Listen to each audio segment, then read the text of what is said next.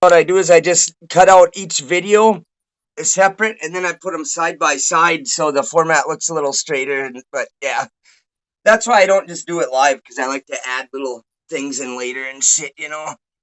Right. So, Hey, I can blow one.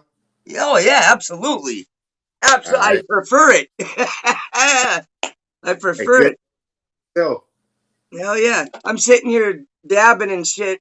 Like my buddy got these like straight distillate and a bunch of shit, so I'm sitting here puffing that. You lit. You lit. Yeah, I'm going up there. Word.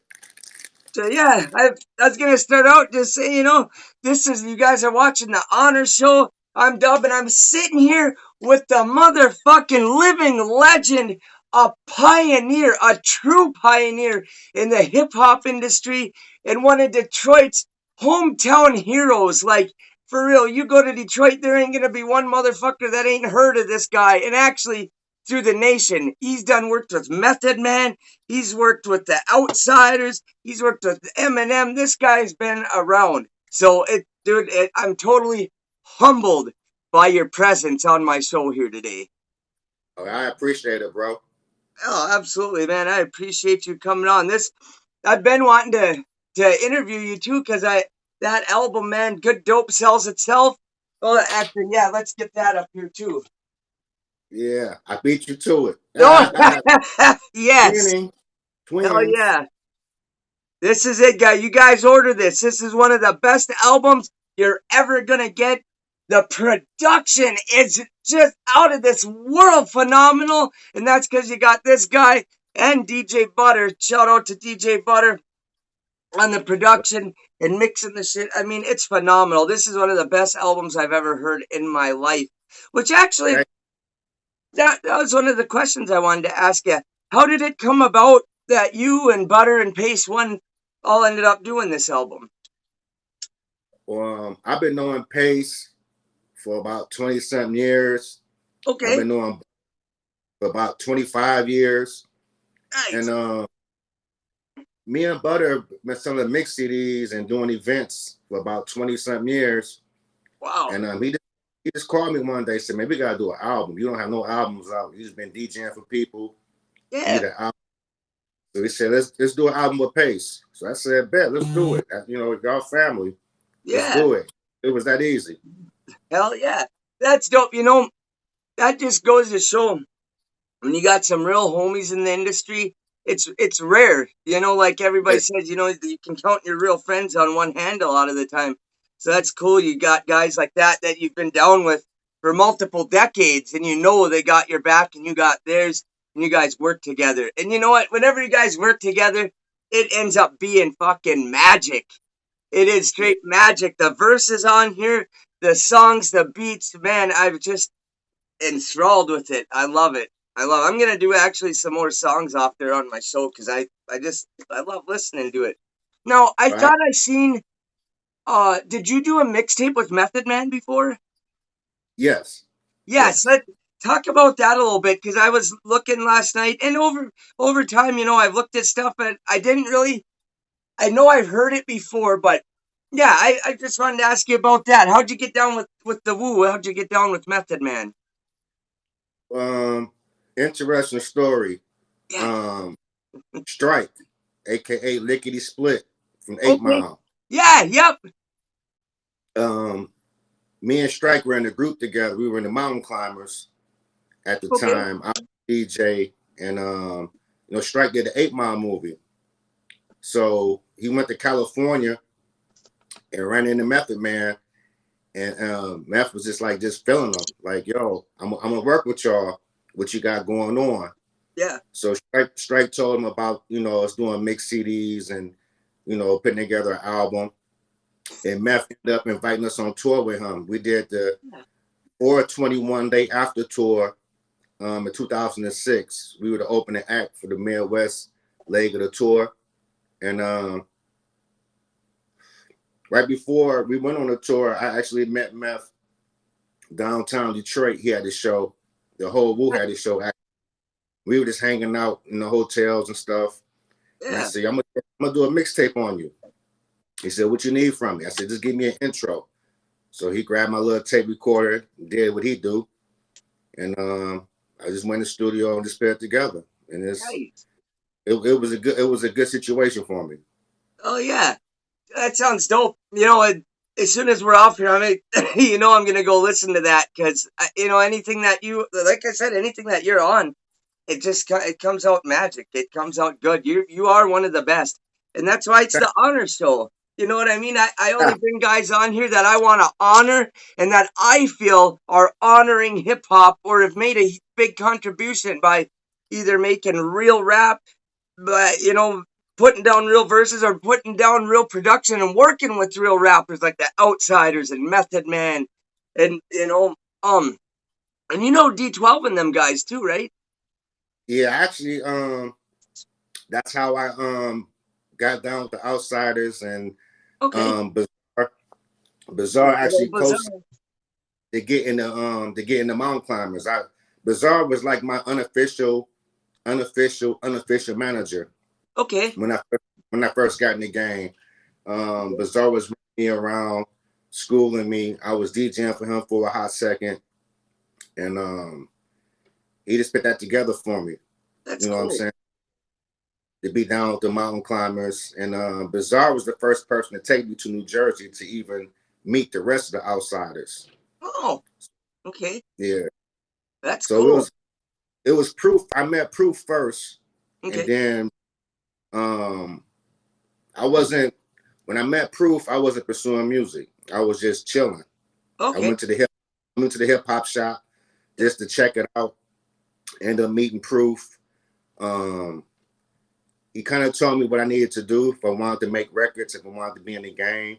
He Mhm. said, "Go here this day, go here on that day, go," because Detroit had a real community where every day of the week we had a venue to go to rhyme and listen to music and network and be around each other. So in the course of doing that, like 4 years later, I ran into Proof again. And at this point, Eminem was in California with Royce. They're doing the Slim Shady LP with Dr. Dre. Yep. And, and Proof is in Detroit getting D12 demos together Yeah. to get to Eminem. Nice. And I just happened to work in the studio that they were recording at. And that's how I got cool with Bizarre and Bugs, Conniver, and That's cool, dog. I love hearing those stories because, like, like I said, I'm a big fan, and and I've always like that was my shit. Like after Eminem came out, he started shouting out other rappers. Like on the Slim Shady LP, he'd be like Young Z, Pace One, and I was like, yeah, I think those are from the Outsiders. I was like, yeah, they are. So it got me back into them and listening to them. And then like Big Herc on Obie Trice's second CD. There's that song there. They go with Eminem, Big Herc, and Obie. So I was like, who's Big Herc, man?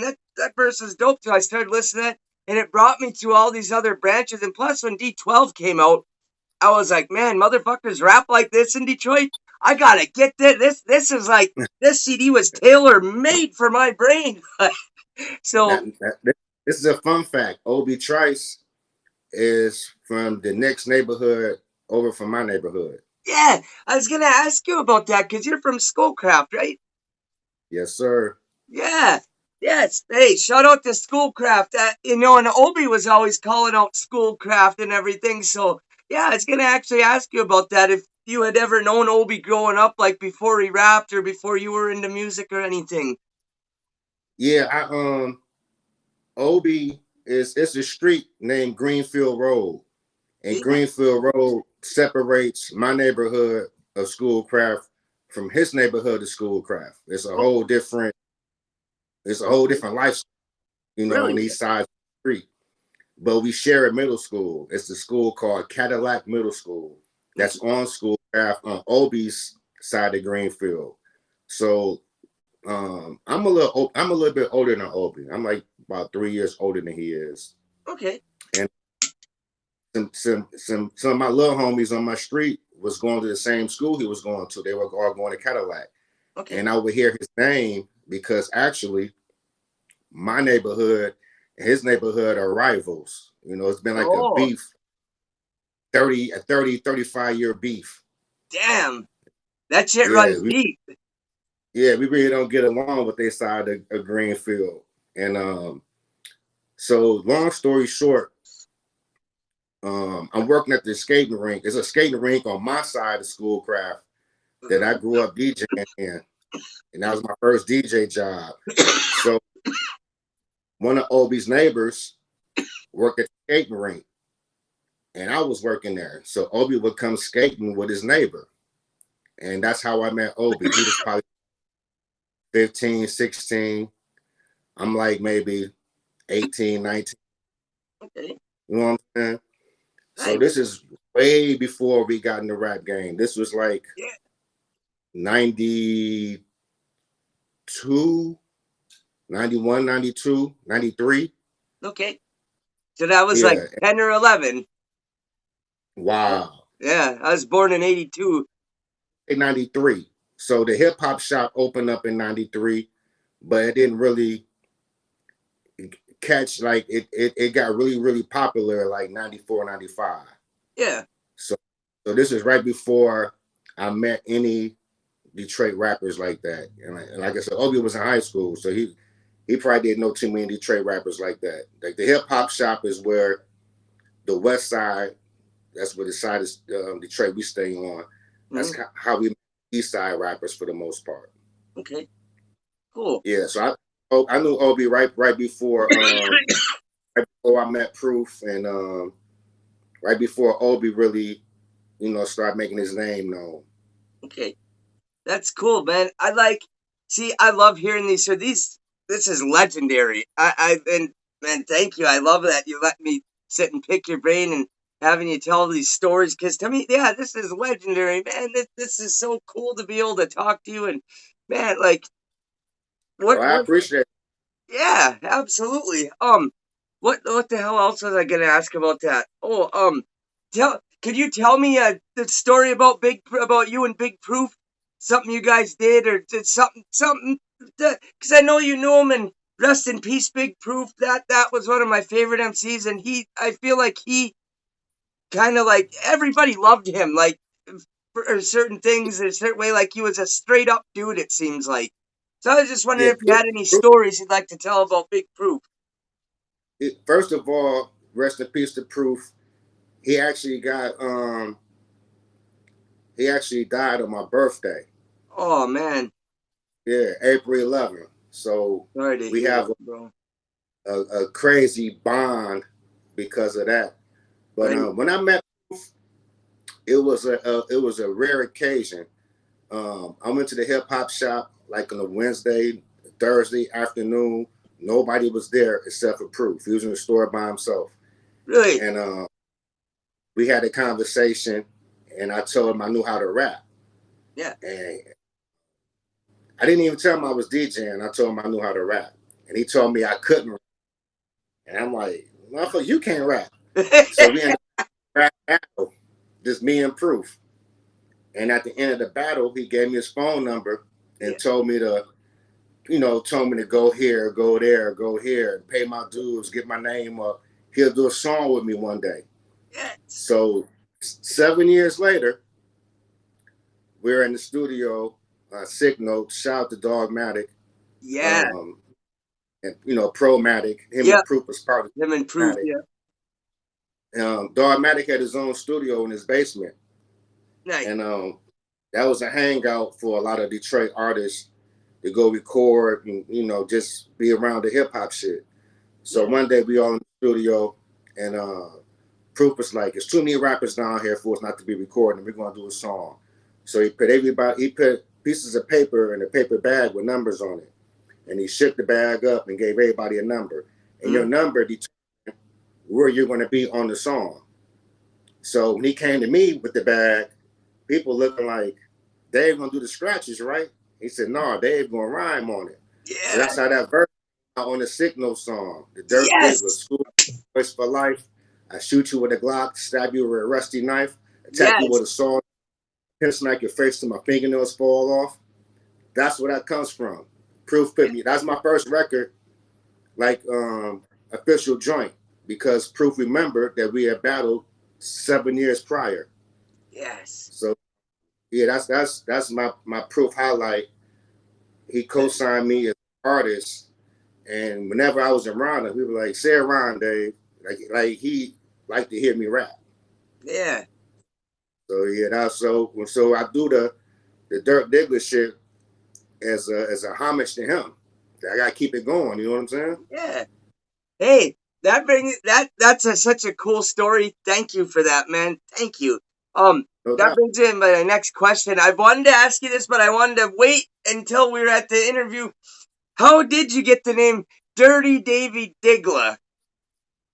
Well, at first it was just Dirt Diggler, Okay, yep. but when I got on YouTube and I seen all these Dirt Diggler imposters and Okay, people who had YouTube numbers and a lot of views in their videos, yep. but I had that name since like 1998, Yeah. and it comes from the neighborhood. I was hanging with my boy Disco.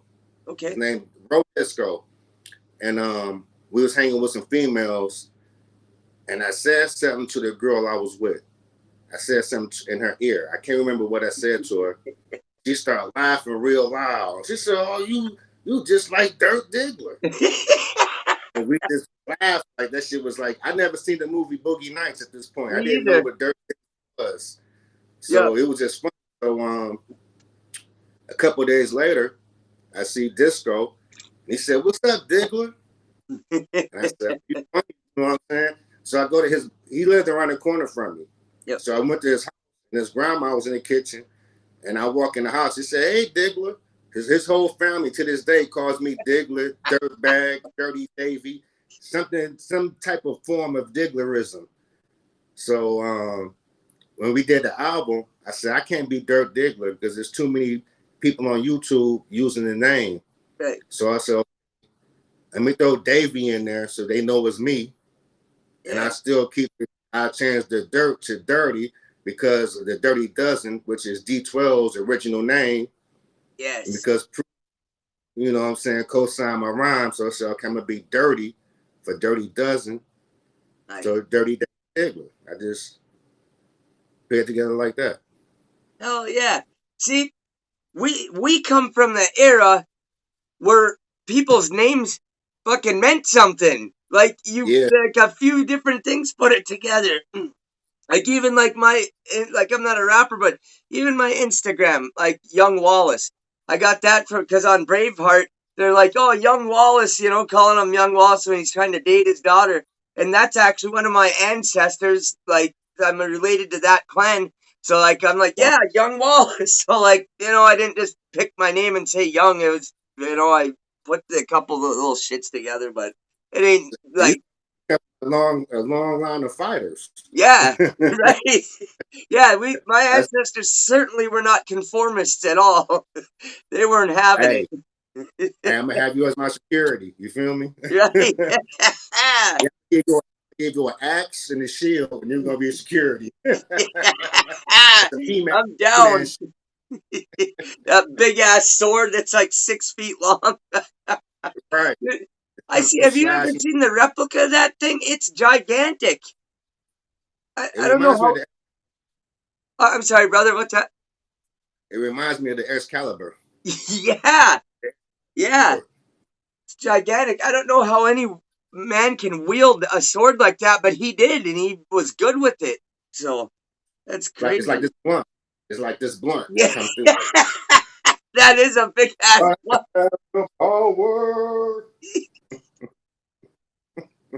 Like a lightsaber and shit. Right. On the Yeah, Jedi Knight craft. ah, I love it.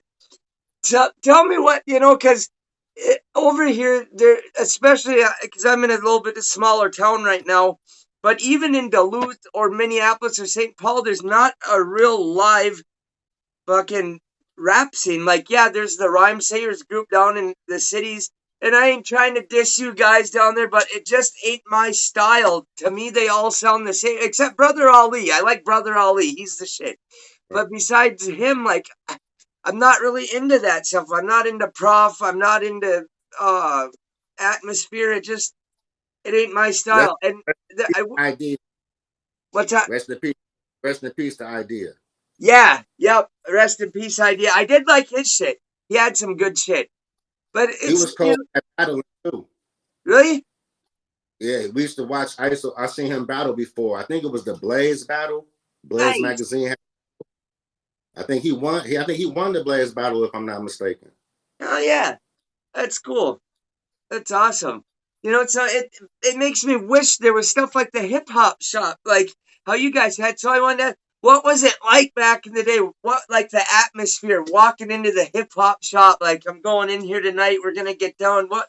Tell me what the feeling was like in the atmosphere. Well, the hip hop shop was for all the legend that it is. It was a small clothing store, Okay. and they would move all the clothes to the side and to the back to create a space for us. And I heard about the hip hop shop by reading the newspaper. I was in college back in the hip hop shop days, and so I was an avid reader, still an avid reader. And it was a guy I used to follow, had a weekly article. His name was I know I'm not forgetting his name. Anyhow, Daryl Dorsey. Shout out to Daryl Dorsey. Daryl Dorsey was actually a early Source magazine writer also. Okay. But he had an article. He talked about the hip hop shop, saying it was a place for they had an open mic on Saturdays, and Maurice Malone. Shout out to Maurice Malone. He was a clothing designer from Yep. back in the day. It was his shop. Oh, So okay. That's how he fits in there. Yes. Yes. yeah. Okay.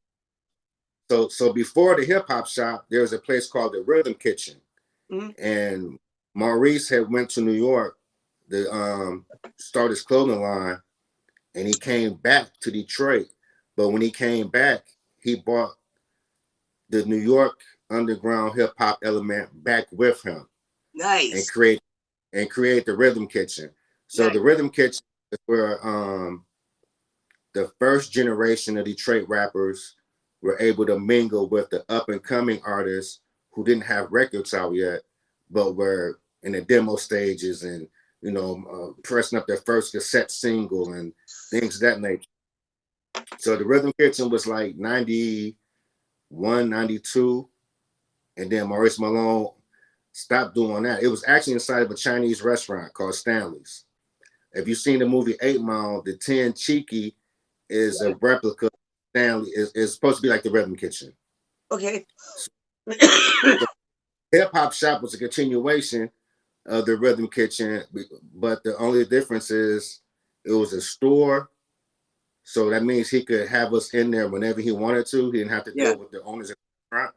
Nice. And it was on the west side. It was off Greenfield Road, the same street that I'm telling you about on Schoolcraft. On Schoolcraft. Yep. Yeah, it was on Greenfield and 7 Mile. So if you ever heard about 7 Mile, Oh that's where yeah. the hip hop. Okay. So it was pretty intimidating.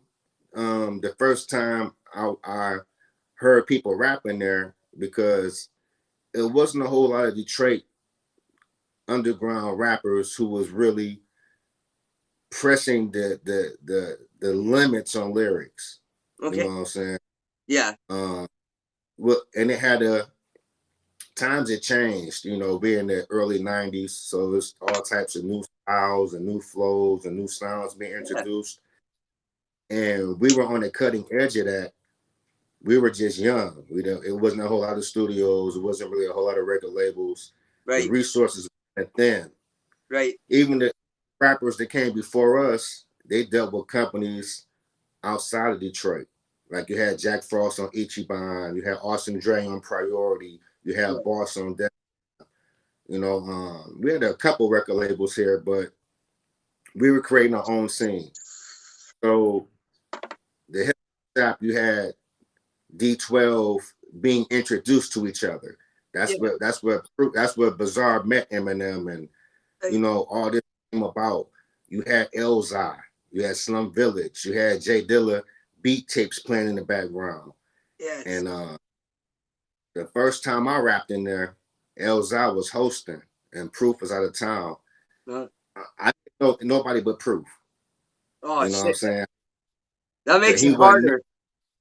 Yeah. So I got booed Oh, so fucking bad, dude. But I oh. deserved it.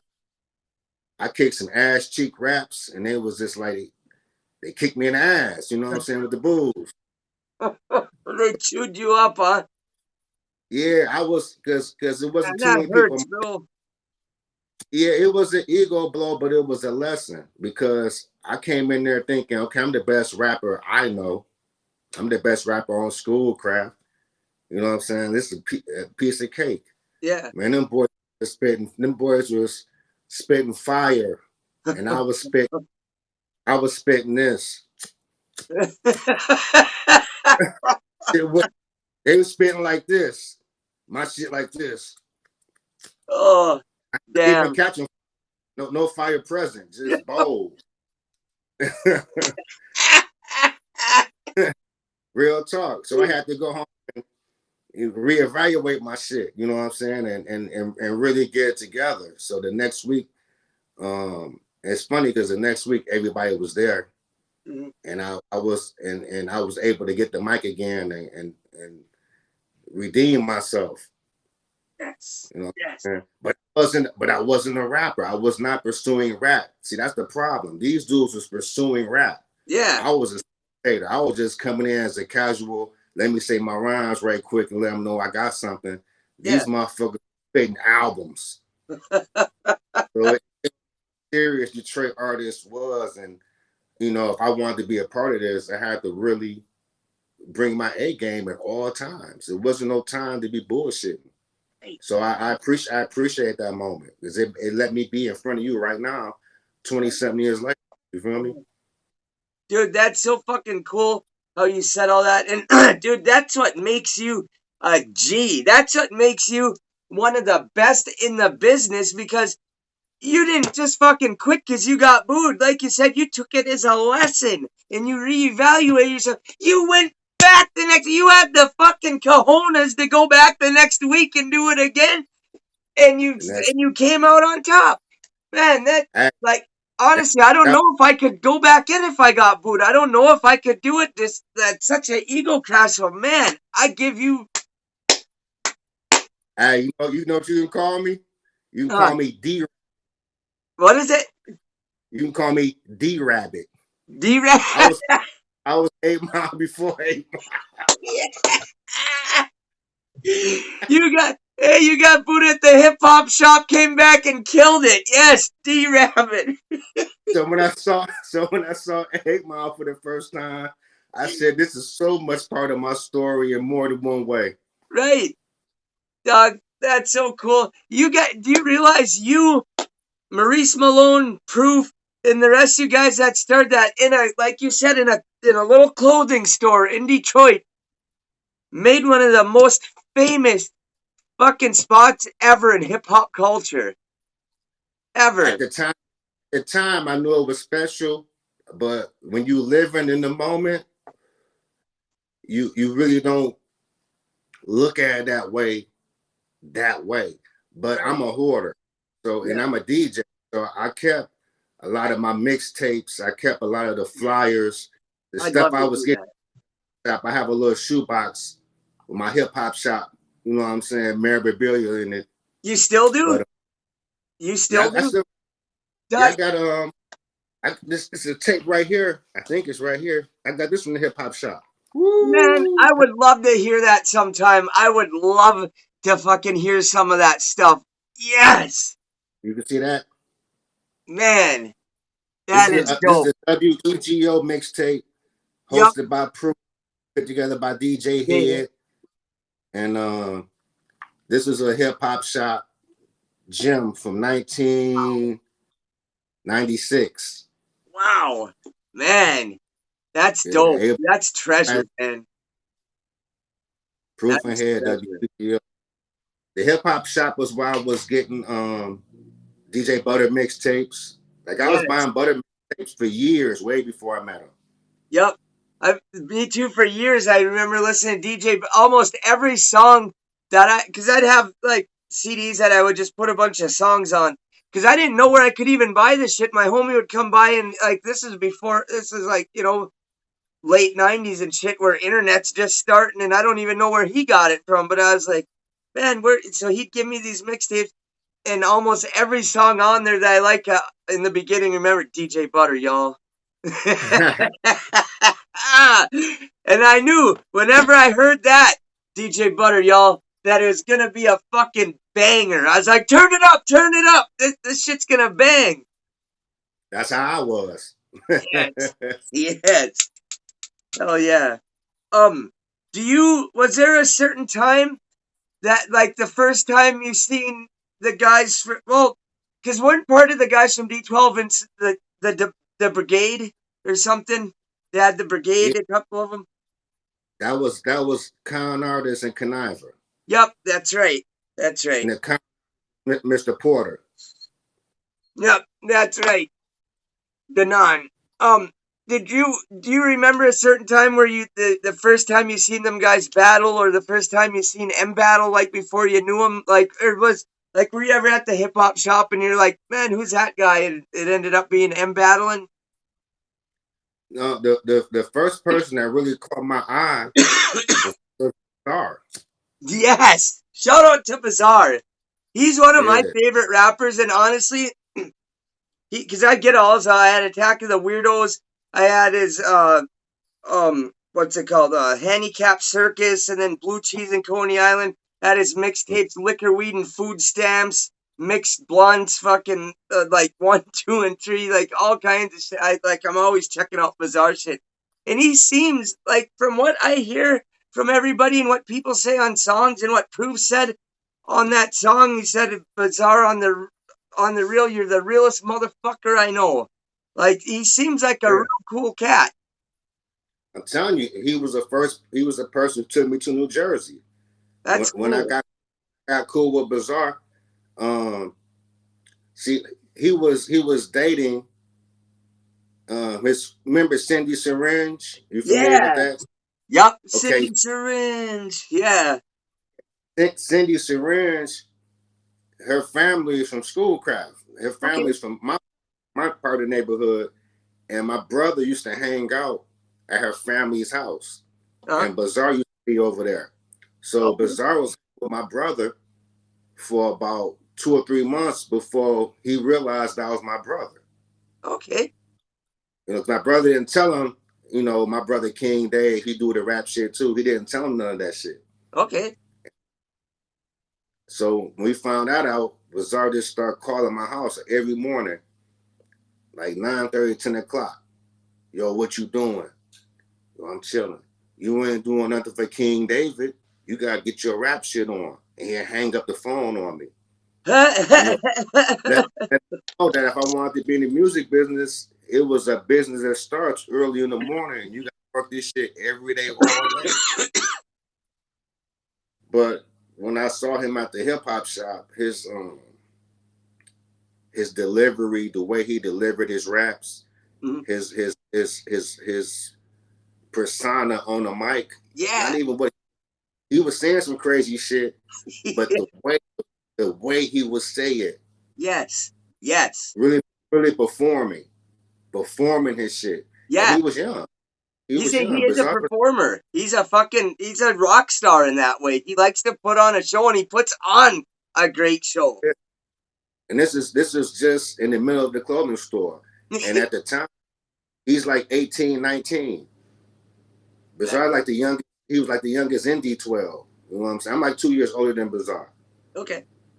You know what I'm saying? So I'm like 22. I'm like 21. He's like 19. Hmm. But he's killing it. He's killing this shit. So he was the person that really caught my eye when I left. That's the person that was stuck in my brain, like the chubby kid. Like it's something different with him. You know what Yeah. I'm saying? Right. And I never saw him battle at the shop. I saw him perform at this Okay. club called and Called what? a club called Alvin's. Oh, okay. Yep. Yeah, Alvin's was a hip hop spot that we had. It was on the school I was going to, Wayne State. It was on Wayne State's campus, like Midtown Detroit. And I saw him performing songs from the Slim Shady No, from Infinite. He was performing songs from the Infinite album. Okay. And there's about 20 people in the room. He's performing like it's 20,000. Yeah. You know what I'm saying? Yes. So I'm one of 20 people, and I'm looking like this motherfucker crazy. But he knew he needed to be at, Yeah. so he was already there. Right. That's dope.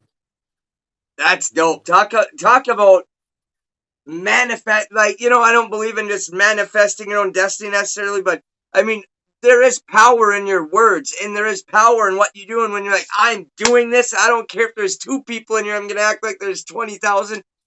Yeah, man. That he did it. He That's did cool. it.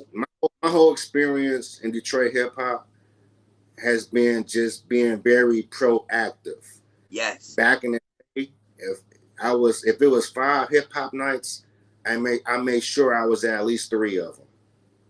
Before I had a name, before I was even promoting my name, I wanted people to know my face. Right. So Right. they're familiar with me. That's your conversation piece, is your face.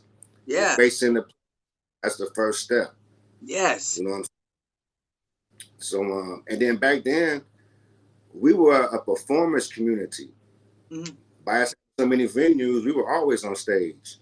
Yes. Oh You know yeah. what I'm saying? So another reason why Detroit MCs from that hip hop shop era, that's why the stage is like secondary to us, because we were always rhyming in front of each other. You know what I'm saying? You got Elzai, you got D12, you got Yeah. Slum. You know what Yes. I'm saying? You got Phi Ella, you Yeah. got Last. You know Yeah. what I'm saying? There was so many different crews, and it has made us go hard on stage. It seems like that. It seemed like whenever, like on Sick Notes, or that song High with Paradigm and D12 and Hush, and like whenever you guys are all together, it's like you push each other. Like and even on your solo shit, you guys are all top notch, out of this world. Like I've always said it, every one of them guys, you D12, like you're literally geniuses with the music, with the lyrics. I've always said this is lyrical genius. This is fucking great. And listen to how they produce this, the production. Even when you guys threw together a freestyle, the production was ill. Like it became I'm gonna my tell favorite rap scene. Detroit did. After, like, I always was into West Coast, and then I was like, man, Detroit's actually my favorite, though. I gotta say it. It is. It's my fucking appreciate that. favorite. I'm Hey, gonna man. tell you the secret. I'm gonna tell you the most obvious secret in the world, and I'm gonna tell it to you right now, and to everyone listening, and I hope everyone hears this. We are Motown grandbabies. Yes. Yes. That's different. I grew up with Jimmy Ruffin Jr., David Yes. Ruffin's nephew. You know what I'm saying? Proof. His daddy's McKinley Jackson. What? I didn't know that. McKinley McKinley Jackson was a producer for Marvin Gaye. Wow. It runs in Yeah, the blood. yeah. We're Motown babies. My father was a bass player. He played electric bass, and he recorded a score for a movie and the soundtrack. The movie never came out, but that's what he was doing when I was conceived. Wow. You know what That's I'm saying? cool. That's Yeah. cool. And that is something to shout out Motown. I was gonna say earlier too, a lot of fucking great music has always come out of Detroit. Like, if I was alive back in the 70s and shit, that's what I would have been listening to, is Motown. And then, some Parliament Funkadelic and P-Funk and with George Clinton, and then into rap. Hey, Because let me tell you one thing about my neighborhood in particular.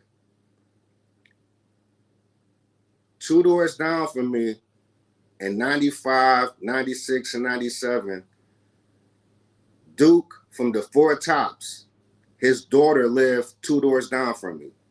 wow. He used to come through and visit and pull up in his Jag and step out the car and be 7 foot tall. R&B legend, chilling. Holy shit.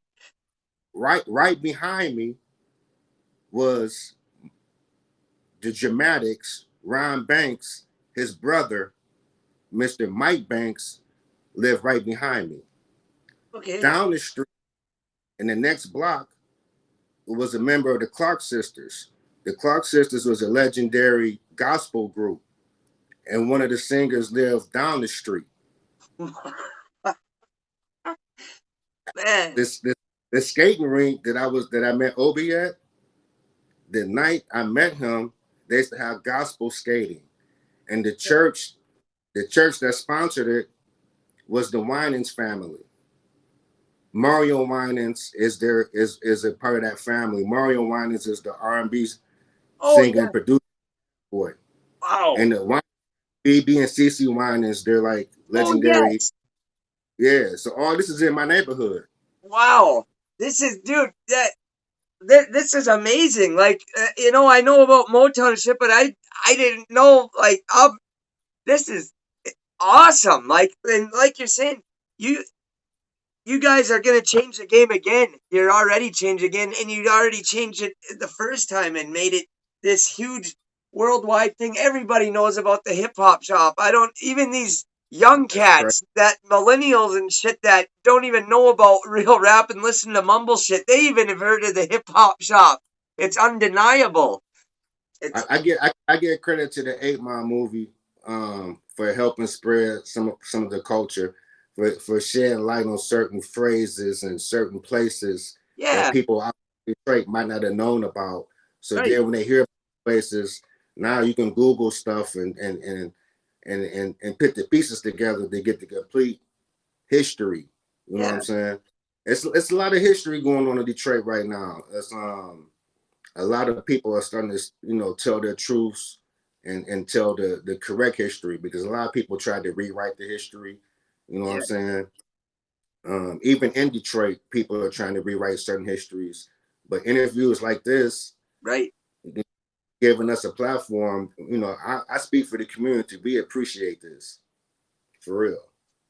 Well, man, I appreciate having you on here so bad. Like this is huge to me to be able to talk to one of the guys that started my favorite fucking, like I don't know what you would call it, like, because there's like the only way I can compartmentalize it is like there's East Coast and West Coast, but then I say then there's Detroit. But that's my favorite. That's what I want. That's what I'm stuck on over the years.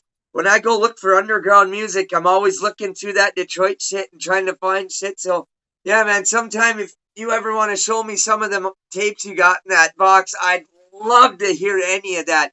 Like that Sick Notes album, I heard that song and I've been I can't even find a track list for that, and I've been looking for like 2 years. I was like, man, Yeah, I want to hear the rest of this album. I can't find nothing, but like that's I'm how good that song was. It made me look for 2 years to try to find it.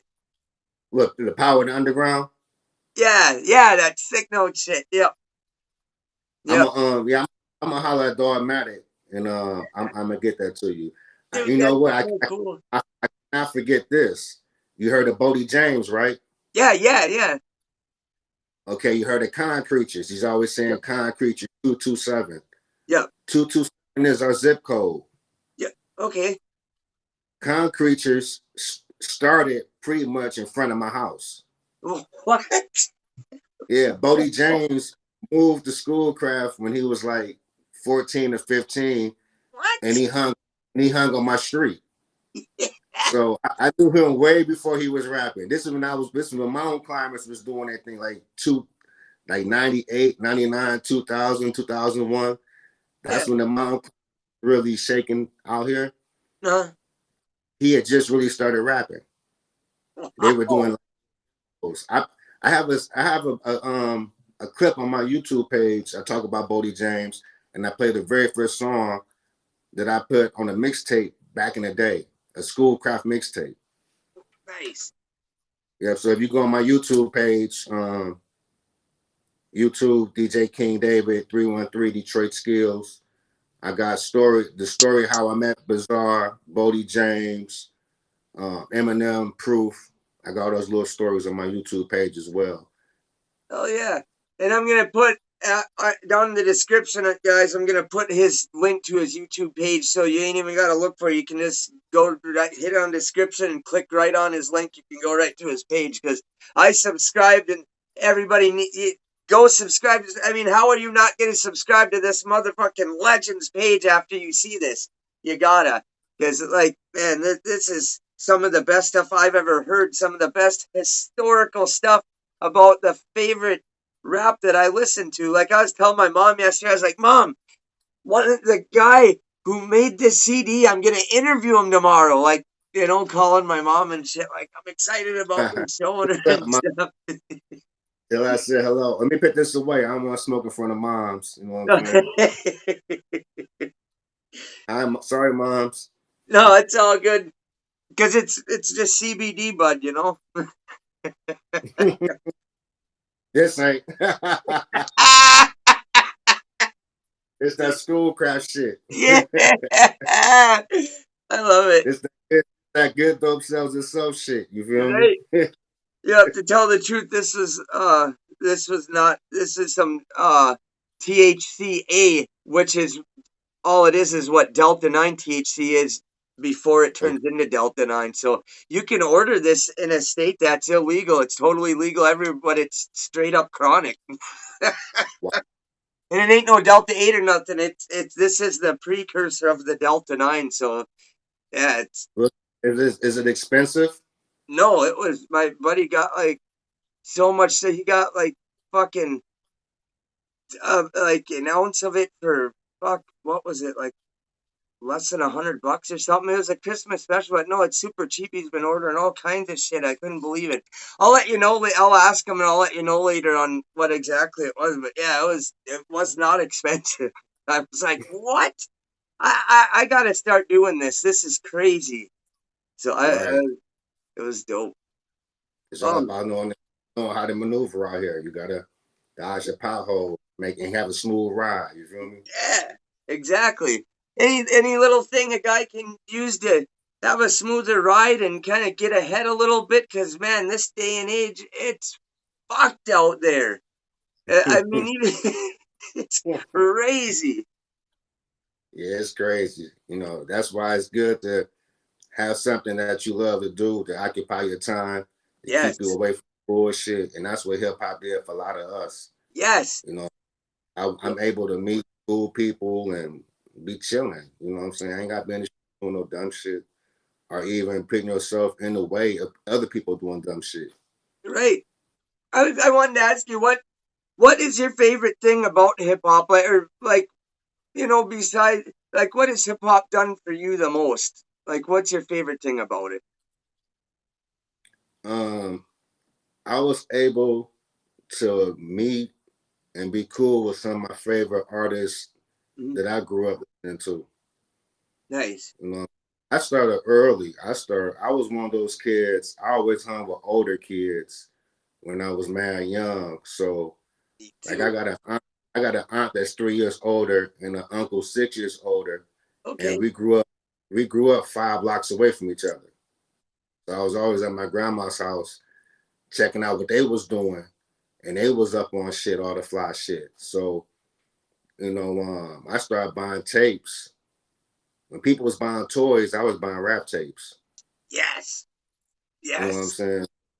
Um, I actually got a phone call last Saturday.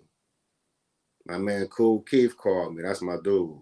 Hey, shout out Ultramagnetic. to Cool Keith, Doctor Octagon, Doctor Doom. I listen to that. I love Cool Keith's music. That dude's a fucking legend. What was Ultramagnetic MCs? Was that his group back in the day? Yeah, that The, shit's dope. the first time I heard Ultramagnetic, my man Jimmy Ruffin Jr., he was instrumental real early because I said we grew up in the same neighborhood and we went to the same middle school. And we had to get bused across the 7 mile to go to the school. So it was a nice little bus ride. Uh, He have a boom he have a boom box every day playing the newest rap shit before you heard it anyplace else. Because he was going to New York back then. And this like 85, 86. And I'm like 11, 12 years old, you know what I'm saying? And he would bring home the tapes, Mr. Magic's Rap Attack, the Red Alert Show, the Chuck Chill Out Show, Awesome Too, you know what I'm saying? All the New York radio shit. And I was hearing these records early. So when I heard Kool Keith, Ultramagnetic, Ego Tripping, I never heard nothing like it. You know what I'm saying? So I was always like big on Ultra. Like when they dropped the first album, I dubbed my boy's tape for like a month before I bought my own, but I had to have it. So I Right. dubbed a copy of it. Dub, you know what I'm saying? Like dub, get it, dub. Yeah. Hell yeah. And so yeah, so just being able also in 12th grade, I used to walk down the hallways of my school. I'm Papa Large, big shot from Schoolcraft. I'm Papa Large, big shot. Because Papa Large was my shit. I didn't know I was going to meet Keith years later. Oh yeah. You know, I started working with him like in about 9 years ago. Okay. Yeah, because I see you post shit with them where you're with them and shit on certain posts that you put up and stuff. I was like, that's dope. He's kicking it with Kool Keith. I was like, Kool Keith's kicking it with DJ King David. It's like, I've always wondered what that's like when two legendary dudes kick it together. I mean, what's the atmosphere like when both of you are just straight up living legends and you're like, working together? Silly. Yes. A lot of smoking and shit. He don't smoke that much. Like I probably smoked with him maybe 3 times in my whole life. Really? Okay. Yeah, we drink a lot of champagne. Okay. You know, he'd be like, he's like King Dave. You gotta grow up. You gotta drink some champagne. Pop a bottle. Be a model. Be fly. Yeah. I'm Keith. You know what I'm saying? So I was DJing for him. He would come out here and we would do shows all around Michigan. Yep. And I did my first Dirt Diggla mix CD. Do I have a copy of it?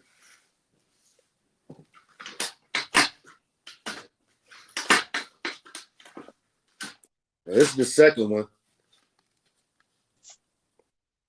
Nice. I'm gonna send you a copy of this stuff. Yeah. Yeah. That's good. It'll go right up on my wall with my collections and this stuff. Dude, would you sign it for me? Yeah, no doubt. Yeah. Yes. Dude, and seriously, like that kind of stuff to me. And the reason I want it signed is because, like I said, you're a fucking legend. And even if we started kicking it and we're friends for the next 20 years, I'd still want you to sign that shit. Because to me, it's right. It's something special. When I met Keith, I had him sign my Ultramagnetic album. Yes, so you get it. Yeah, and that's cool, man. You're a real cool, down to earth person that's easy to talk to. Some people aren't as easy to talk to. I don't know if it's because certain personalities or what, but you know what I mean. Some people are just harder to talk to and to open up about stuff.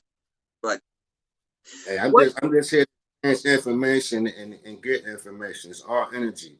You know what I'm saying? Yeah. Like you learn from me, I learn from you. Oh yeah. No man is bigger than the next man. Just stay in your own lane with it. You know what I'm saying? Right. Oh yeah. Even in the Bible it says, as iron sharpens iron, each man sharpens each man. So Exactly. Our brain's going. Oh yeah. What were some of your favorite projects that you worked on? Well, actually, going back to Keith, he called me last Saturday, and we were I haven't talked to him in a minute. We were just telling jokes and shit, laughing for about an hour. And then I say, I got an album out. He said, yeah, I heard you put out the album. So he said, you should be on my album. I said, well, I have a song with him already. Do you? That we recorded probably about I'm going to 4 write years it down. ago. What's it called?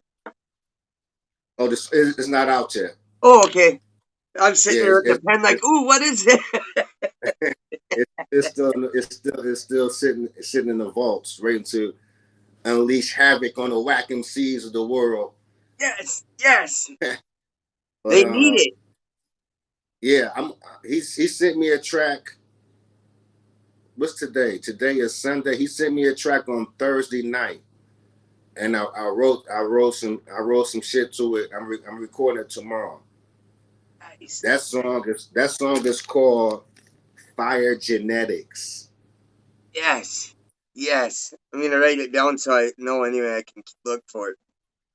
Cool I can Keith, watch for it. Dirty Davey Diggla, Fire Genetics. I'm recording that tomorrow. Nice.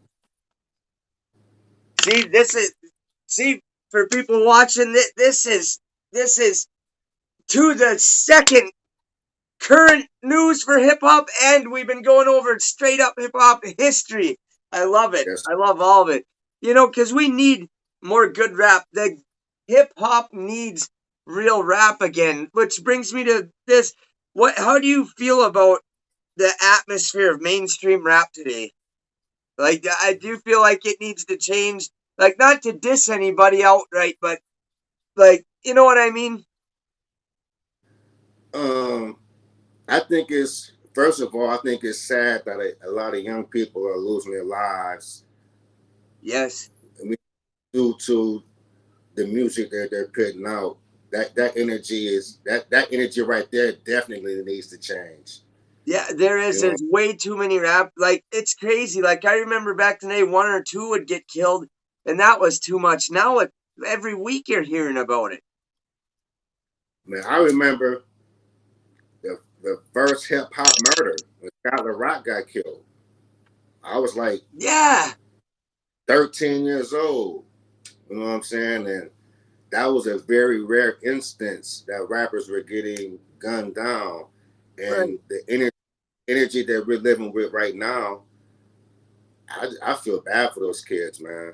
You right. know, I feel blessed that I'm able to sit here with some life experience under my belt Yes, and still be creating the music that I yes, want to.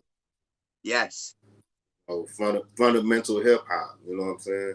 yes, I think they exactly. need to back. They need to get rid of the negative energy. Yes, They need to bring back the DJs. yes, yes. You Get know, them I grew up. weirdo producers out of there. They're like, you know what I mean? They're bringing in guys that don't even know nothing about rap to produce albums on it. It's like, and a lot of producers are rap producers, but still, I want DJs back. That's when rap was good. When you had the DJs spinning records, scratching, and having dudes freestyle and producing records even on the albums. That's what I want. When I was 10 years old, my father took me to the Fresh Fest, and you had Grandmaster Flash and the Furious Five. You had Run DMC. You had Houdini. You know what I'm saying? You had the Fat Boys, Nucleus. You know Yeah. what I'm saying? Um, the New York City Breakers was there. But I saw Jam Master Jay, rest in peace, Rest in peace, man. Grandmaster D from Houdini, and Grandmaster Flash DJ all on the same stage in one night. I was 10 years old. What? What? Man, what a And it's, fucking show. I haven't, dog, I hear music differently. Right. When when I hear music in my head, I'm hearing where the cuts and scratches go. Yes, They need yes. to bring that.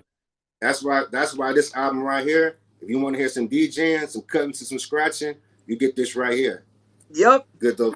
So Look at, and yeah, I loved it. Dude, when I hear that scratching and shit, I love it. And like back in the day, I even remember Eminem saying a rhyme like about somebody scratching so much they're breaking needles like junkies and shit. It's like, yes, I want to hear scratching like that. You know, yeah, I love it. I love good old fucking. I love it. I feel like it's a part of hip hop. You got to have it on most of the songs. it's the element, man. And I Yeah, grew up when you had Eric B and Rakim, Cool G Rap and Polo, Super yeah, Lover, Casanova Rudd. You know what I'm saying? You had low profile with DJ Aladdin and Right. WC on the West. Scott LaRock You know, and KRS-One. yeah, exactly. You know Yep. what I'm saying? Ice T and Evil E. You know what I'm Yeah. saying? Every rappers had DJs, and we need Cypress to get back. Hill has DJ Muggs. Come on. And before that, he was with 783. Yeah. And I actually looked up Muggs' catalog. I didn't know he wrote all them hits for Ice Cube and all. Like a lot of his beats have been fucking straight up hits for a lot. I did not know that. It I, started off. It started off as a battle DJ. Muggs was battling. really? I didn't know that. You look at the video for Drums and Steel, 783, and you can see Muggs doing his handiwork in that video. Oh yeah, I'd love to. Then one time I got to see KRS-One live, and Mixmaster Mike was there. Who else was there? Woo! That was good. It was a pretty dope show. I was on I mushrooms. I can't remember. can't. It was dope. Yeah. Right. Oh, Rozelle was there. Rozelle, the beatbox dude, was there. And like he Yeah. was up there, he had a DJ up there, and the DJ was dope. He was up there, and doing all this shit. Rozelle could do anything that dude was doing on the fucking turntables, and then he's like, "All right, this is the first time ever that I'm gonna do the beat, the bass, and the chorus at once." And we were all like, "What?" Shit was crazy. That's bananas. Yeah, Yeah, I'm out the YouTube there and see if somebody got some footage up. I would love to see that. yeah. There's part I did find some footage of where KRS-One came on and he was like, real hip hop, and he told these I remember he goes, all you fake ass MTV bitches getting back, fuck you, Nelly, and this and that, you soft like jelly, and then they put on that classic beat, real hip hop is over here. Man, I went crazy to that. Hey, I got a story for you. I got a KRS story. Yes, yes. Back in the day, me and KRS used to have the same manager, my man E. Yeah, really? Yeah, E manages Cool Keith. That's how I got with Keith, my Okay, manager. man. So KRS came on Schoolcraft. He came on the block to come visit me. So we Okay. stand outside, you know what I'm saying, just kicking it, talking shit or whatever. Wait, what? You said Chris came to Schoolcraft and came to kick it with you? Yeah. Yeah! Yeah! That's fucking dope. How did that go? It was crazy because once again, somebody I grew up listening to, Yeah. and that's the big homie. You know what I'm saying? Right. Yeah. Legendary. Because of hip hop. Yes. Yes. You know, So all the kiddies out there, pursue your dreams. Pick something positive and pursue it. It can happen for you. You know what I'm yeah. saying? Happen. You know what I'm saying? I'm just a kid from around the corner who just likes scratching records. You feel me? Yes. Well, you're one of the best at it in the world, though, and that counts for something. You've got raw, fucking unadulterated, unbridled talent, and that goes a long ways. Because you don't let nobody tell you this is how you're gonna do your music. It comes from your soul, and you make it good. And that's what makes it good. Is you put your heart and soul into whether it's your rhymes or whether it's your music or your scratching, and that's why I will buy anything that you put out because I know it's gonna be the shit. So yeah, any other albums that you're putting out, I'm already gonna order them and shit. Rap, So so dig this. So me and KRS is kicking in front of the house, right? huh? So a couple of kids neighborhood coming around. They want to take pictures, get autographs and shit. So we kicking it. Yeah. So it's a hot summer day. So the ice cream truck, we have ice cream trucks, to come around. So ice cream. Ice cream truck driver is a young black dude. You see KRS, he almost crashed his truck. He jumped. He almost threw a car. So he stopped the truck. He hopped out and said, "Oh my God, it's Dougie Fresh." What? No! No! No,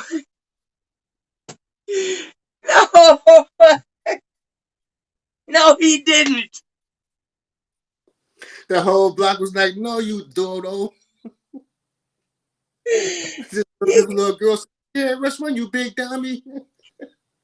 The Beat girl, that like, guy up.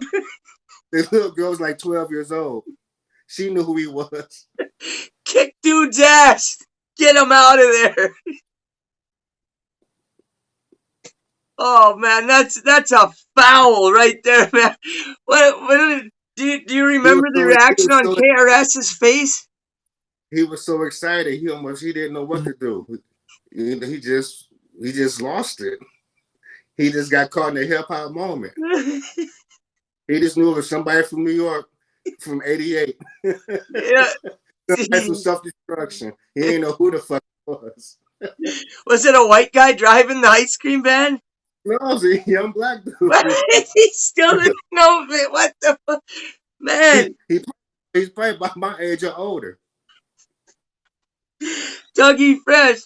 You remember what KRS-One said or the reaction on his face?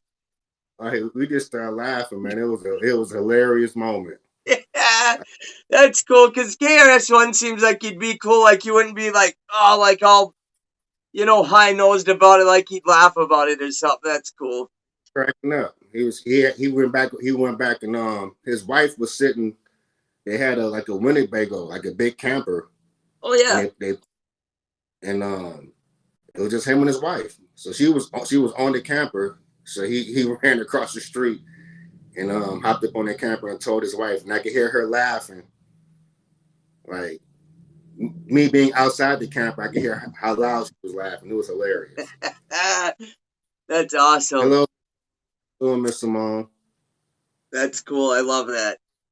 Like rap for me growing up, it's done so much for me. Like I don't know, it's gotten me through like the worst damn times in my life. And like I don't know honestly if I would have been here still in my young days if I wouldn't have had rap to go just it was something to get out of my world. I can get lost in it. Every beat, every scratch, every ad lib that they'd put in there, and I'd memorize all the lyrics and try to rap it back exactly like them, like it was a contest for me. And once I could get it down, I felt like, yeah, cool, like I accomplished something, That's how I started with Run DMC records. Nice, yes. A lot of what I listened to too, and I said like this is what happened. I was already listening to rap when I was a little kid, but my mom was getting me these Christian rap tapes, like DC Talk and stuff like that. And I was like 6 riding on the bus. I remember that group. You do? Yeah, they from DC or something. Yeah, DC Talk. Yeah. Yeah. And like I had that, and we also had like a couple other ones like damn it, I can't remember what the names of them were, but this kid comes, he was a 6th grader, he comes and sits by me because his younger brother was friends with my brother. He's like, what you listening to? I'm like, DC Talk. He's like, well, what is that? I was like, it's a Christian rap group. He's like, can I listen to it? I'll let you listen to my tape. And I was like, sure, yeah. And I felt like I'm doing a good thing, like spreading the word. And I remember the tape he gave me still. It was one of them yellow, like that bright yellow and green Memorex tapes. And it said Easy Does It on it. It was 1988. I'm on the bus going to kindergarten, right? I popped that bitch in, and the first song came, we want easy. Dun, dun, dun, dun. I'm like, yes! Boom! And that beat drop, yes! And then fucking he's rapping all that shit, and I'm hearing these swear words, but I don't understand what they mean. Like, then I take the other pussy, put it in the freezer, so I can always have an on-hold skeezer, and I'm like, did he just say he's gonna put pussy in the freezer? What's he mean? And I was just intrigued. I couldn't get enough of it every day. Can I listen to that tape and this and that? And so I was into NWA and then a lot of Cypress Hill. But dude, my parents, so I had all that old school shit, right? My parents, they would like find it and they'd be like, what is this? This is awful. This will influence you to do bad shit. And they'd seriously throw it right in the fire in front of me one by one. And I'd watch that stuff melt, just crying all these. Tupac, NWA, fucking all this, Ice Cube. I can't, like 25 albums, man. And I'm like, man, Wow. so I'd get them again and I'd edit them myself and I'd hide the hard copies of them. And I'd play, when I was around my parents, I'd play these ones that were edited. They're like, well, where'd you get that? I was like, well, I made it. And once my mom had said, well, where's the other copy you made it from? And I think I gave it back to my friend or something. But yeah, I had to hide them, man, because they'd burn them. And that was my world. That was my escape. I could go in my tree fort and put them on until my Walkman would die, because I was dying inside and I needed it. They'd burn it. And I I love got them, though. They thought they were doing the right thing. you know what? That's what you call good parenting because they were concerned. Yes, exactly. That's what I mean. I love them. I'm not trying to trash them or nothing. They really thought they was doing the right thing. And that's a lot more than a lot of parents do by not even knowing what their kids are into or checking. Like they wouldn't check. They'd look under my mattress. They'd look in my drawers. They'd look, and I do it with my kid too. I don't believe in that. Oh, give them total privacy and not look in their stuff. Bullshit. Kids pull stuff. I did. I know Yeah, what I did when I was a kid. So I just like to, and me and my son have been through some stuff, and his mom passed away, and so I'm pretty protective of him. It's because it's just me and him in this world, and it's a hard time for yeah, teenage kids right now. Hey, thanks, that's, brother. Thank you. that's real. I I appreciate got that. when I was eighth grade. It's like the Christmas of '87 is about to turn '88, right? So my girlfriend at the time, she came over to visit me on Christmas Day, you Huh? know. So we up in my room and I'm playing Just Ice, Justicisms, Yes. Cool and Day. My grandfather happens to come upstairs being nosy, walks in my room, and Just Ice says, "This record you're about to hear, the original gangster hip hop, contains explicit lyrics like fuck, shit, ass, bitch, your mother's dick, asshole, all that shit. Hit it, young man." He walked in, he walked in as soon as Just I said that shit. He took the tape. This was Christmas Day. He said, Santa Claus wouldn't approve of this. He took my tape. No. Peace, granddaddy. Oh man. And he hid it. He hid it at his house around the corner. And I stole it back like 3 years later. Yes. Yes. That's a good story too, because you got it back and shit. That's awesome. I still got it. It's at my mom's house in the shoebox. Yes. Man, that's such a good story.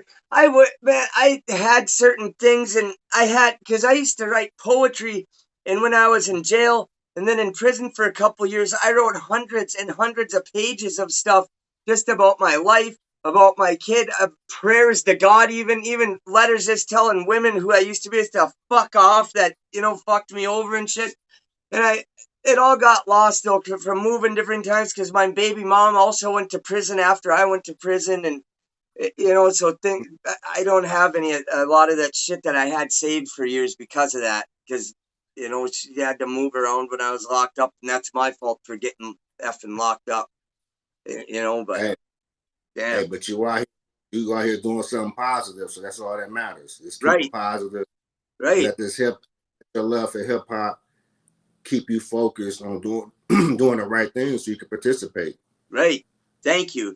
And dude, just the fact this means so much to me. It means more to me than any money, any award. Just the fact that you guys have, you know, let me in the door, and the things you said to me about putting on for artists and putting on for the culture, man. Like, I'm walking around Christmas shop with my mom yesterday telling her this stuff and showing her, and like, I'm like, Mom, do you know what this means to me? Just being a kid from fucking Carlton, Minnesota, They grew up in a town of less than 1,000 people to be able to talk to DJ King David on here and be able to talk to Young Z and talk to, Young Herc and Baby Herc and fucking, all these different people. DJ Butter talks to me on here and shit like, and to be able to get the compliments that you guys give me. Thank you. Hey, Like, dude. hey, hey, we are the same, bro. I do the same thing to my parents when I meet certain people, when I do certain shit, because you're living the dream. You know what I'm Right, saying? right. You're living, and I'm like, I was on Instagram and I reached out to Mixmaster Ice, Yes, UTFO, yes, and I sent him a clip of me scratching, and he came back instantly and said, "You dope," and left me his number. yes. You know, and like yo, I bought the UTFO tape, and I was like 11 years old. Nice, nice. You know, I've been studying these dudes since I was like 10, 11 years old. So for him to tell me my shit tight, I'm Yeah, like, yo. So I know that it's the same feeling, bro. right. You the next you the next generation coming up. You know what I'm saying?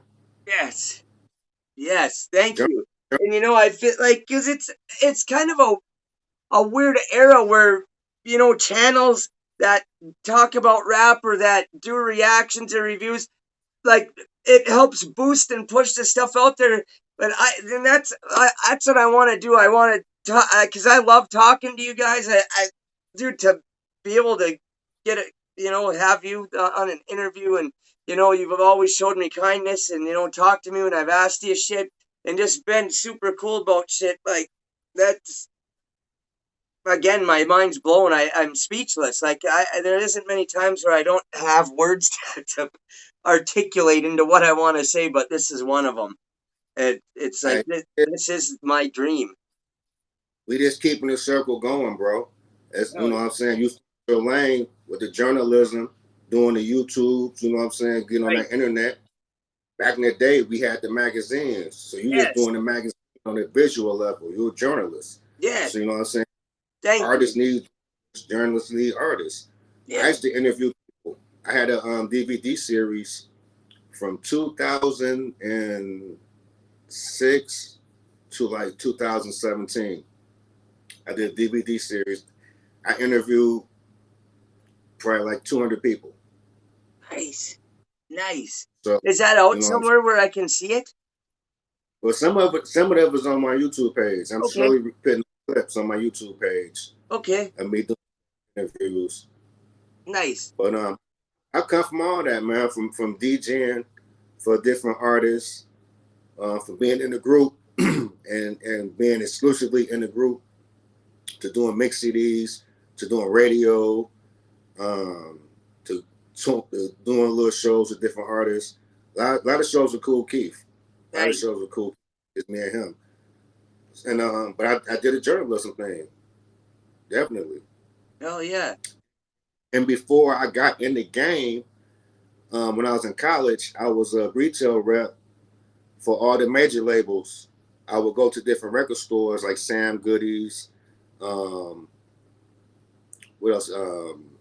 We had a branch out here called Harmony House. They had stores in different locations in Michigan, and I would go to these stores and I would do record reports, take pictures, and let them know what the city is doing. I would have different titles I would check on, and if they were low on stock, I would be the person who would restock the CDs. I would hang up the posters. I was doing all this for the major labels while I was going to the hip hop shop, while I was going to St. Andrew. So I was in the industry Wow. from the business end, doing the retail promotion, and then going to the underground shit, studying what was going on in Detroit. But I wouldn't Wow. say I was a person paying to get in all the parties, but I wanted to be there and just studying.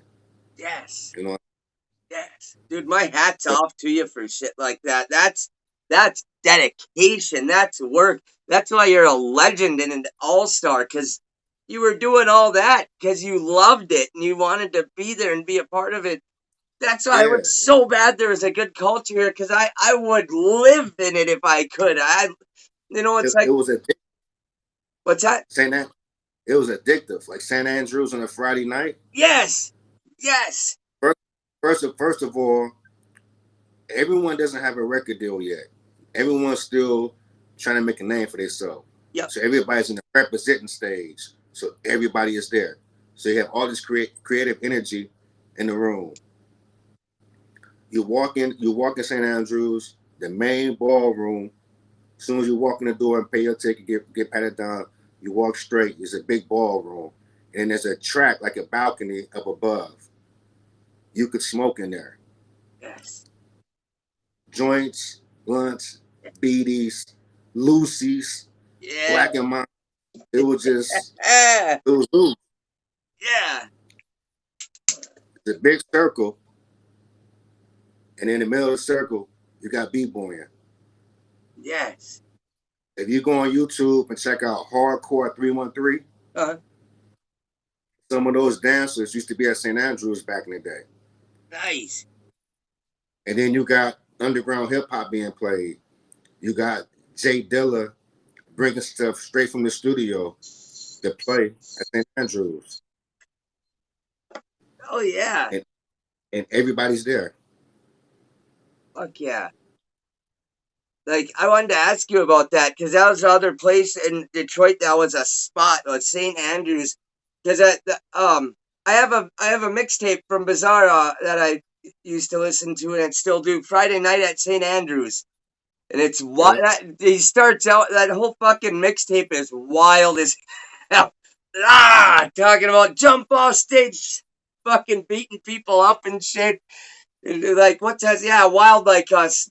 I can't remember exactly how it goes, but yeah, he's just talking about jumping off stage and punching people who's wild like us and shit, and like so. Yeah, what was St. Andrews and what was it like in there? Um, well, they had, first of all, they had these coupons in the Metro Times Mm-hmm. and the Real Detroit. You can pull the coupon out the magazine and get in for free. So that was a plus.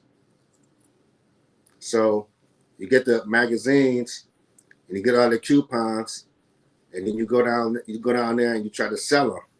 Nice. Sell a coupon for like $2. You know what I'm saying? If you get 20 people, they give you $2, you'd have made a 40 ball. Yeah, That's hustling. but that's a different story. Hey, making it happen. Right. I never leave the crib without my gold Blunt fronts. with a few bags of weed and then a pack of blunts. I love that Think verse, dude. That when you spit that shit, I went nuts. I kept rewinding it and shit. I was like, yeah, yes, I need more of this. But St. Andrews, I gotta give a shout out to the DJs. I gotta give a shout out to House Shoes. I gotta give a shout out to DJ Dez, who used to spin for Slum Village. Right now it's Dez Andres. I gotta give a shout out to Sabotage, Rowe, DJ Tony Tone, DJ Slim Fast. You know what I'm Nice. saying? Those are the main DJs I was hearing and seeing at St. Andrews. Every floor was different. The main floor was hip hop. Downstairs would be like alternative, and upstairs would be like techno. Okay, So 3 different parties in one building. nice. Then there's an alley. Across the alley is a small alley.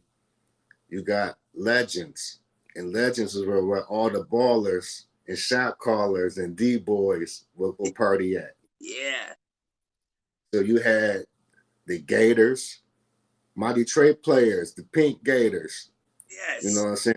Big gold chain. You know what I'm saying? Yes. The whole Detroit swag.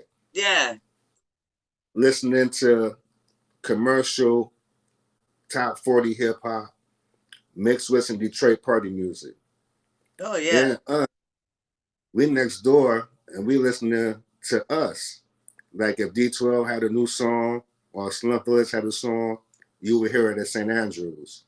We Nice. was performing on stage. And then we listen to a lot of underground East Coast and underground West Coast. Like you really didn't hear commercial music at in our parties on Friday.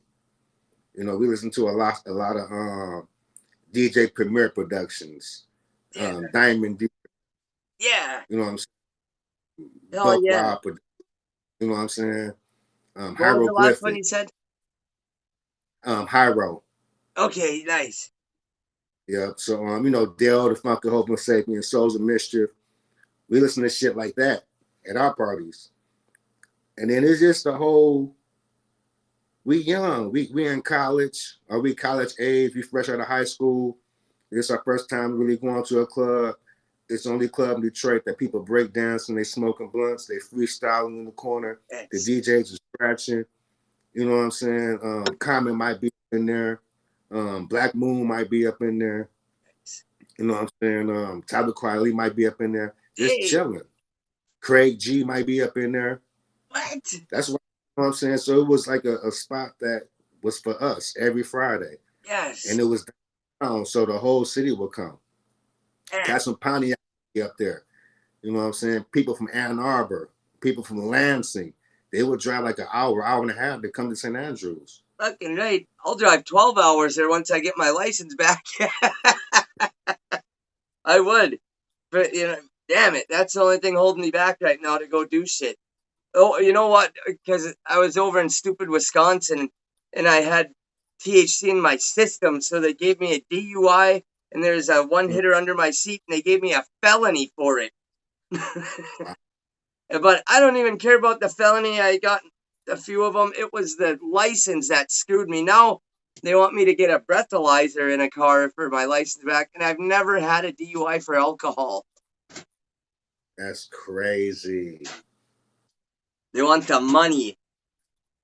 Yeah, you gotta move very strategic out here. Yep. I Very strategic. I'm never gonna ever let nothing risk my license ever again when I get that bitch back. Never. I can go get it now. I'm gonna figure out what to do to get it, but damn, because I'd like to fly out to Detroit and then rent a car or something and then go see some shows and go do shit. I'd love to go fly out to Jersey and go, Young Z said come out and see shit, and I'd love to go do that. But I don't want to go somewhere and have to tell people to drive me around and shit. Hey, young Z crazy. Yeah. Hey, shout out to Scarecrow. He said Man, once he can scared. move, he's gonna come out to he's trying to come out here too. We're gonna go film some survival shit out in the woods and shit.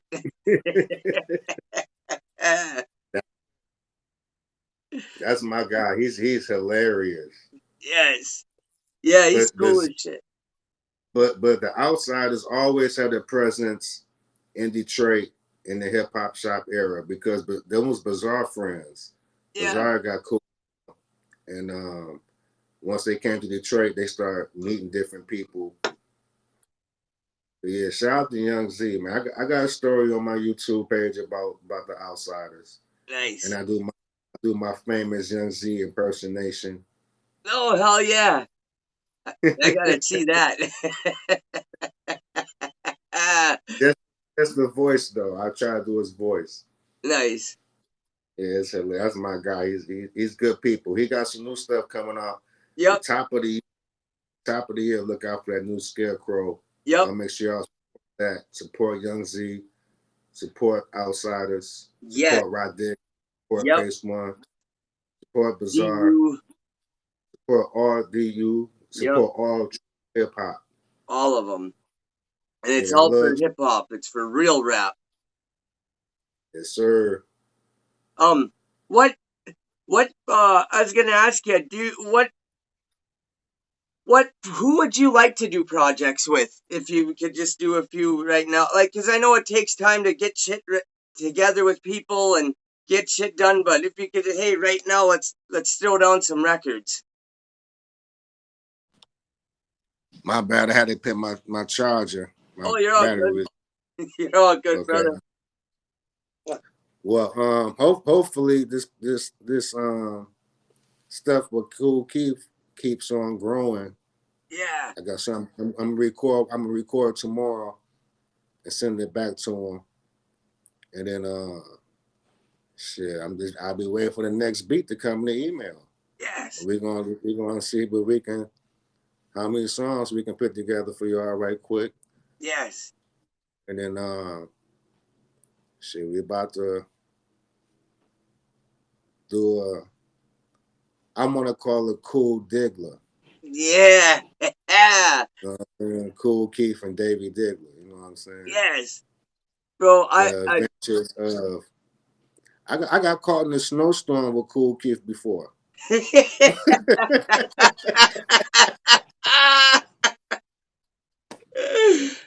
Oh, that must have been a Bruh, trip. at a shopping mall in Ann Arbor, Michigan, at Briarwood Mall. Shout Man. out to Briarwood. And it's crazy because I used to work down the street from UNM. I was living in Ann Arbor, and then my mans and them started doing shows, and then I seen Eminem Hi My Name Is video. Yeah. No, not that one. I seen I Just Don't Give a Fuck video. Yeah. And I said, wow, he got a real video. Yeah. And then this kid, my man Idol was cool. This kid named Boom, and they had a record deal with a company called Modern Tribe. And they was going out of town to do a show in Florida with Royce the 5'9". And I'm reading about Royce in like the rap magazine. This is the rap magazine era, the Source, the rap pages. The WXL wasn't even out yet. It's like the Source, the rap pages. I'm good at this shit too. Ego Trip magazine, but you had to really search for these magazines unless you had a subscription. I used to always find them. But long story short, they was going out of town doing some rap shit, and I was already known in my neighborhood for DJing. You know what I'm saying? Nice. And I knew how to rap, but I wasn't pursuing it. I'm in college and I'm working, but they going out of town and shit. They making moves. Right. So one day I'm like, man, fuck this shit. I just quit my jobs. I dropped out of college. Yes. I'm not telling nobody to do what I did Right. because I used to be a gambler. I took a big gamble with my life. I just happened to make it make sense a little bit eventually. Right. You heard what I said. Make sense eventually. Yep. But yeah, I gave up my apartment, moved back home, my mom's house. Everybody looking at me like I'm crazy. So I'm about to graduate from college. I got like 35 credits or some shit left. I got an apartment. I'm working at Dunham's. I'm the shoe department head at Dunham's. So I'm getting all the new gym shoes and shit. Nice. You know what I'm saying? I'm doing my 1-2 on the campus. I'm chilling. Right. You know what I'm saying? I said, fuck this shit. I want to be a rapper and a DJ. Yeah. Hey. That's dope. That's But dope. And now look at really just a DJ. I said I just wanted to be in a rap group. And when I got with the mountain climbers, that was able to fulfill that want to be in the rap group. You know what I'm saying? But it took time to get to that. right. It does. It takes time, and it's like I say the same thing. I'm not because I said yes when you said you dropped out of college and quit. I'm not advocating that everybody should do that either, but I had already dropped out of school as a teenager, and then, like I said, ended up going to prison. I got my GED in prison, so but now it's Salute, like dog. I gotta figure something out. I'm What's glad up, you brother? got it. Right? Yes. I'm Thank you. glad you got it. Thank you. Because at the end of the day, man, just try to be positive. Yeah. And I'm a person. I'm not no, you know what I'm saying? Anyway. just try to be positive. Right. So that's what I'm trying to do now. I was about to say some shit, and I forgot who that ain't anybody can watch this shit. I was like, man, just be positive. Fuck it.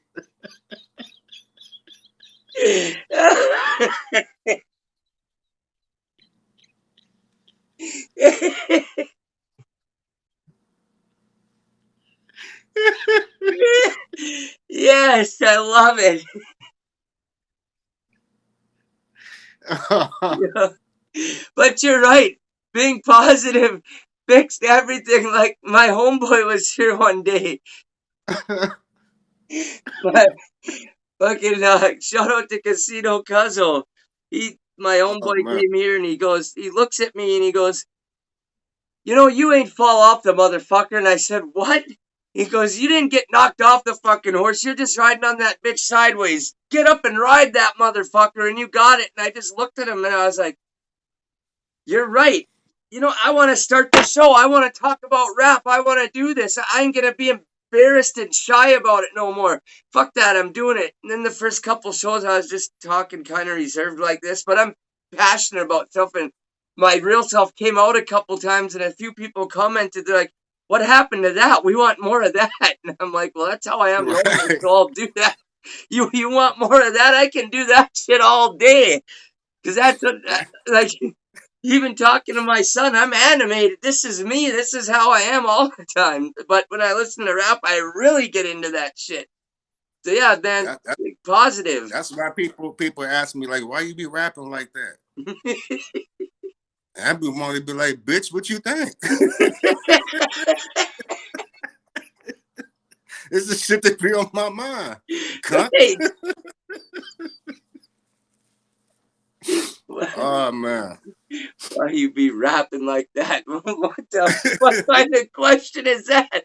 Why'd you wear those clothes? Right. I said, Holy shit, you gonna fuck I'm alright, but next rap gonna be about your monkey ass. yeah. And I'm gonna promote it. Yeah, you boot mouth fuck.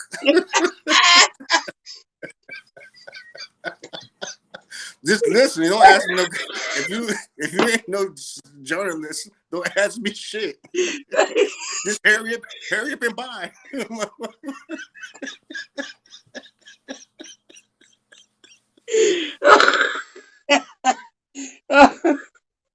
Your answer will be in the next rap. Yeah, I'm trying to roll this blunt. You ask me all these goddamn questions. Fuck wrong with you. Buy you some.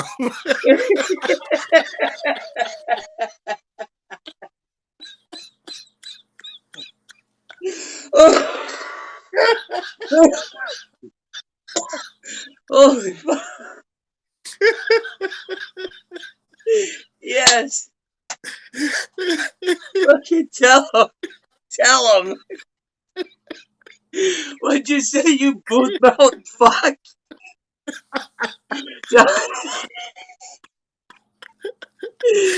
Holy fuck, I lost it with that shit. I was dying.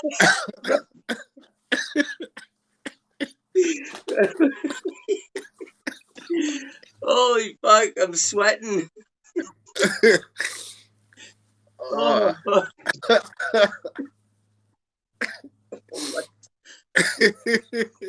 oh shit. This is my little best friend here.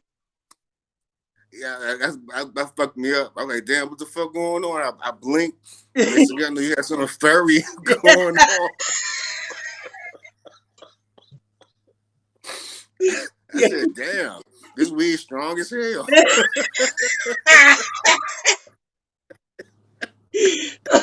Bird shit appearing in darkness. Let me put this shit out. I'll light it back up if it's doing that. Next time you gotta text me. Say I got this dog I'm gonna bring aboard. Yeah. Give me the heads up.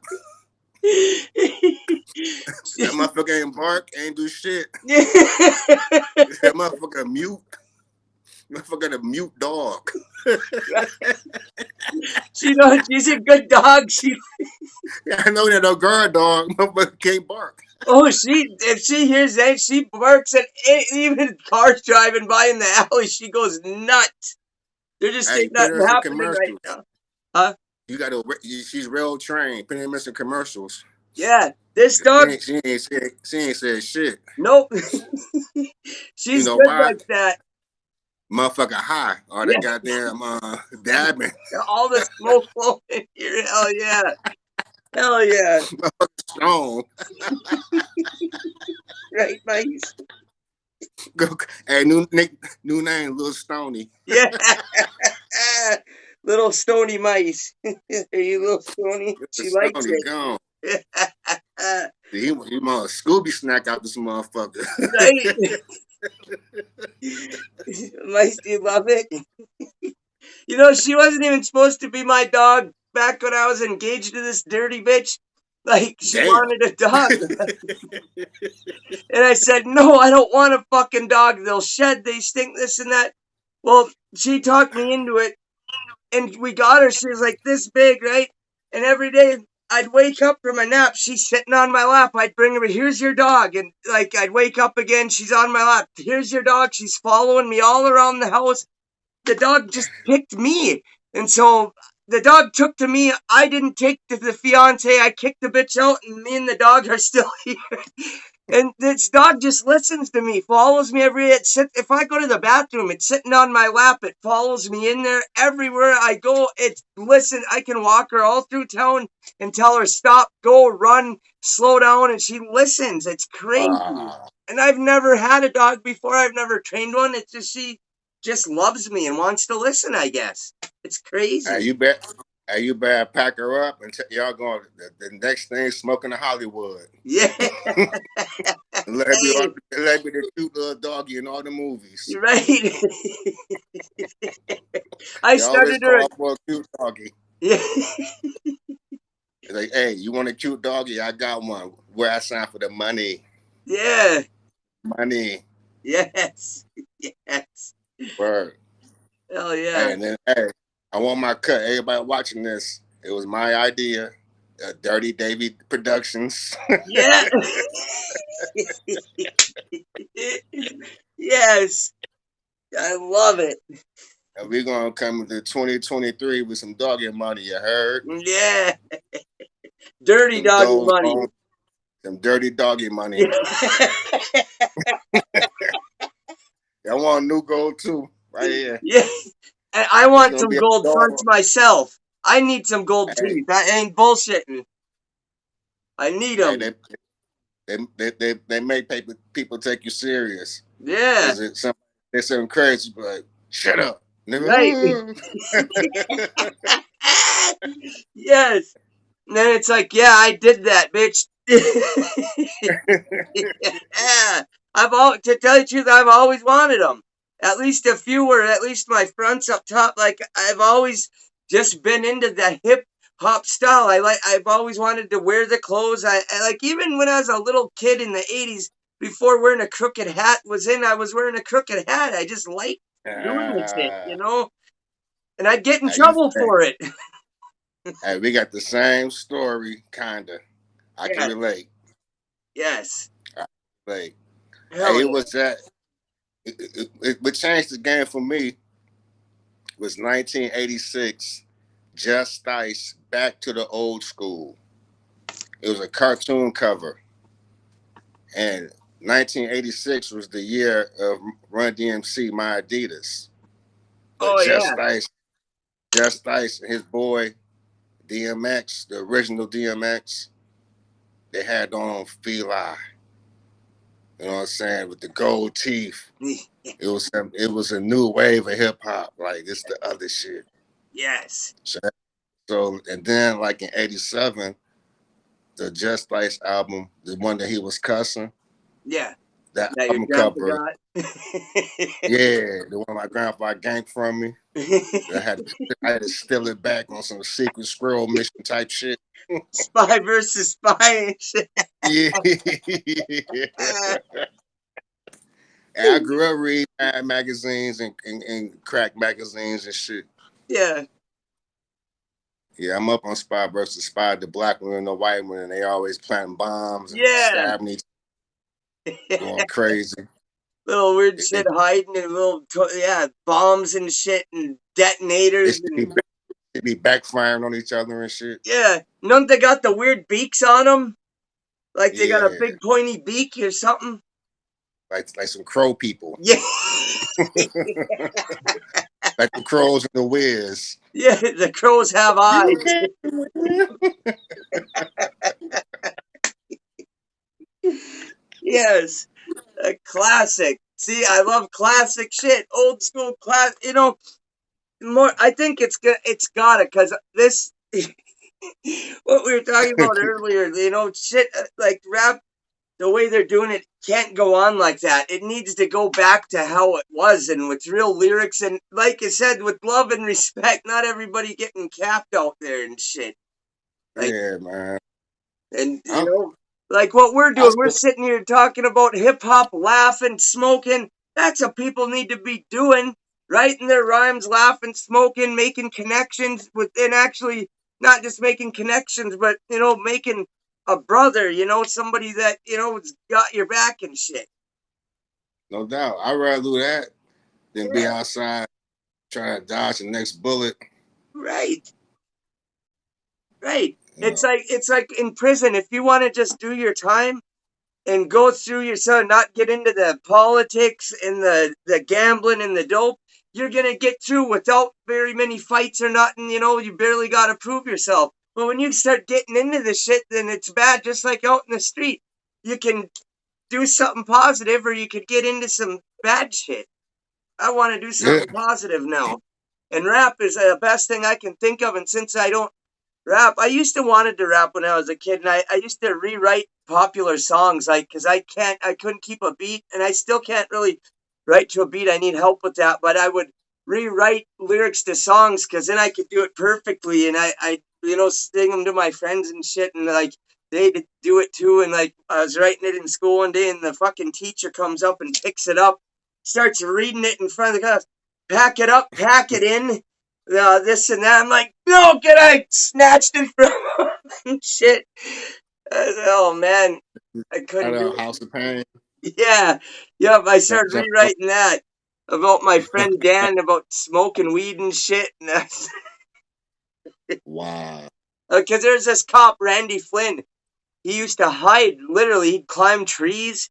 He'd hide on top of the courthouse with binoculars. Like we were out in the woods, and he jumped out of a fucking tree to give us a cigarette ticket. Like this dude was Wow. super cop. Like Wow. so I wrote You can that make on what a cartoon about him. yeah, we should. And like I even got the rhymes to go with it. I was like, pack it up, pack it in. I hate Randy Flynn. He caught me smoking, and to me that's a sin. I won't put my bag down. Funk you better back down. Then I was like, get up, stand up, coming through your hands up. And when I get the feeling, I smoke till I hit the ceiling and shit like that. And you know, I just change up the words. Or like the Gangster's Paradise. I take a look where I harvest my crops and take a look at my life and realize I smoke lots, but I've been stealing Dutch's weed for so long that even Dutch notices that his weed is gone. And I do it like imitating this kid because he talks different, so I do his whole voice and shit. But Wow. I always was like too shy to try to do something about it, and too much time went by. So I was like, well, now since I'm here, I'm gonna fucking at least review real rap and only put rap on my show that's good for the game and that it should be out there in the mainstream and shit that I think is the shit and no bullshit and interview people that, you know, are really, you know, in the game and real people in it and, you know, people that I look up to and that are, that's why it's an honor show. Like, I ain't ever gonna, like, it's like, it goes like this. I don't care how much somebody offers to pay me. If their shit sucks, I ain't putting it on here. We need that in hip hop because all money ain't good money. Right. Yes, exactly. Like if it ain't good, I ain't putting it on there. I don't care how much you offer me. Like, because it would really hurt me in everything that I'm trying to do to know. Yeah, I put some bullshit on there. Said this ass cheeks. Yeah, straight booty. I can't do it. I can't. Because then I uh, feel dumb every other show I do where I'm like, yeah, this is an honor show. Real hip hop. I'd feel fake then if I did it. I'd be like, but I got butt cheeks too. You know, like, right. The intro gotta be different. Yo, it's the honest show, and this is that garbage. This is the, this, we, this, we got this, Trash this, Tuesdays now. this the shit. This the shit that motivate the dope niggas. Yeah. Hey, I have a message to all artists. I am motivated to write my to disrespect underdeveloped talent. Everyone can grow. Yep. Everyone can get better, but Yes. don't jump out the gate and start making, pushing your product before you're ready. I Yeah. got booed the first time I rhymed. You know what I'm saying? I ain't trying to get on no record. I got picked to be on the record. You know what I'm saying? I got booed in it probably was like 96. Yeah. You know what I'm saying? I made that record with Proof 2001. So I had to develop myself. I had to get better. I had to be around more artists. I had to, you know what I'm saying, get my art to the point where I was ready. And Proof saw that. And he didn't even hear me rhyme really before he put me on that song. It's not like he heard me rhyme the week before. Say, yeah, you was hot last week. Get on this. No, it wasn't like that. Right. He just was. He just knew I was ready. You know Yes. what I'm saying? Yes. And it's funny because when M started taking D12 around the Michigan area to promote his group, the Mountain Climbers was the opening act for some of those shows. Yes. You know what I'm Yes. saying? What was that So like? it was crazy because this is when M Hi My Name Is was like it was already a undeniable classic. Yeah. You know, it had been out for a minute. The first album was already doing its numbers. He was already this huge superstar. But Yes. this our boy. You know what I'm Yes. saying? Like this Yes. boy that we've been seeing him around Detroit for the past 5-6 years. You know what I'm saying? Yeah. So just to see the level of success and people accepting his music, we was all proud of him. You know Yes. what I'm saying? Um, You know what? I it love was hearing this from a real legend like you because I've noticed in the game and even more lately, there's some. What do you think of people that say, well, Eminem ain't real hip hop in Detroit? Real people in Detroit don't listen to Eminem and shit. Like you've heard people say that bullshit. Like, what do you think of that? um, Eminem's core audience changed throughout the years. Mm-hmm. Yep. So when Eminem first started putting records out, Yep. like really putting them out, like the Infinite album, Yeah. um, the Slim Shady EP, Yeah. those two releases was followed by us, the people who were in the same scene with him. Mm-hmm. We would support each other and buy each other's records and shit. Yeah. And the hipster kids, Yeah. the kids who came to Detroit from the suburbs to get a piece of that Detroit culture, who Yeah. really studied underground, who were taking pictures, who were getting positions to be journalists, the people who really cared about documenting this culture. Yeah. They were up, they were up on Eminem Yeah. after he got his deal and Yeah. got with Dre. Yeah. Now he's gaining Dre's legacy. Now Right. he's gaining more commercial visibility. Right. So now have more people. He's getting spins on top 40 radio, Right. whole Right. different market. Yeah. So now you're getting people from the greater Michigan area Right. who are just proud to see somebody representing them. Yeah. Yep. And that's part of who Eminem is. Yeah. You know what I'm saying? Then he's gaining the the hardcore Detroiters that live in Detroit Yep. who remember seeing his name on a flyer 2 years ago, who want to support because they know he's a product of the Detroit scene as well. Exactly. The bigger he got, the further his music got away Right. from his beginning sound. Yep. So I now can you got agree with so now that you for got sure. so now you got these new kids who are teenagers after the 8 Mile movie. Right. So they And kids who aren't hardcore listeners like me, they're casual. Where the only rapper they might listen to is Eminem. Where Eminem is one of hundreds of rappers I listen to, or thousands even. You know? right. And the thing with the Detroit kids, particularly like the young black kids who that's really in the city, Yeah. they grew up, their older brothers and cousins and big homies listen to Detroit music like the Yeah. Street Lord, Yeah. Rock Bottom, Yep. East Side Check Boys. Yeah. That's a whole different sound from what we was doing at the hip hop shop. Right. Our our stuff at the hip hop shop had a real heavy East Coast Yeah. pure underground Yeah. DJ MC influence, Yeah. traditional hip hop. It's my The favorite shit. the Detroit homegrown sounded more like the Bay Area. Yeah. Yep. Like the Street Lords, they work with E40, Be Yep. Legit, Too Short on Is their that like albums. Jesse James and them guys? Yeah, Yeah. Yep. yeah, Jesse James and like KDZ and I love exactly. that song. Well, I'm from Joy Road. I'm from Joy Road. That Exit 9 song. That shit's the shit. I did a review on that shit too. Him, KDZ, and who was that?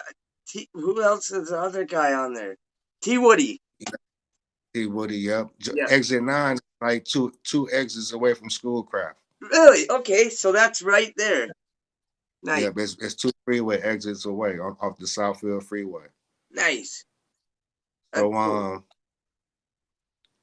so so these kids grew up hearing the Street Lords, Cheddar Boys, Yeah. Rock Bottom sound more Leclerc than and what them guys. more Slum Village, Eminem, Yeah. so their influence comes from that. So Yeah. when the younger generation say we don't bump Eminem, Yeah. they didn't grow up with that influence. Right. Detroit about 2 or 3 different sounds, Yeah. and that was just a whole different sound. Right. Well, I mean, I can understand that, and that's not even them dissing him. I meant more like there's a few people in the industry that want to try to trash his legacy. It seems like some like here's like just some people like on interviews and stuff where it's like, where in the hell did that come from? And they'll even say, well, fuck him because he's white and shit like that. Damn. It's like, come on, man. Like, I can't remember who it was, if it was Mouse or somebody else. People I don't even know their songs, like, that were talking on that treehouse or whatever it was, or clubhouse.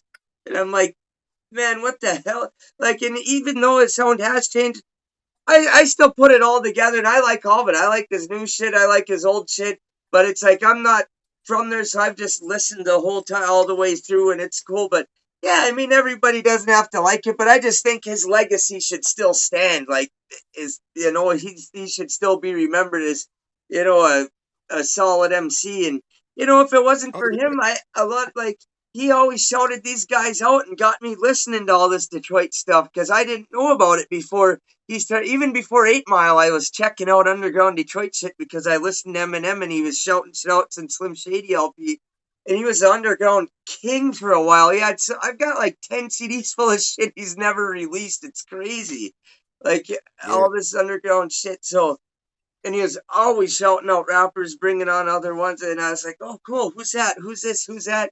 So I got to give him props for that because he's always trying to turn people on to the original stuff, and I like that.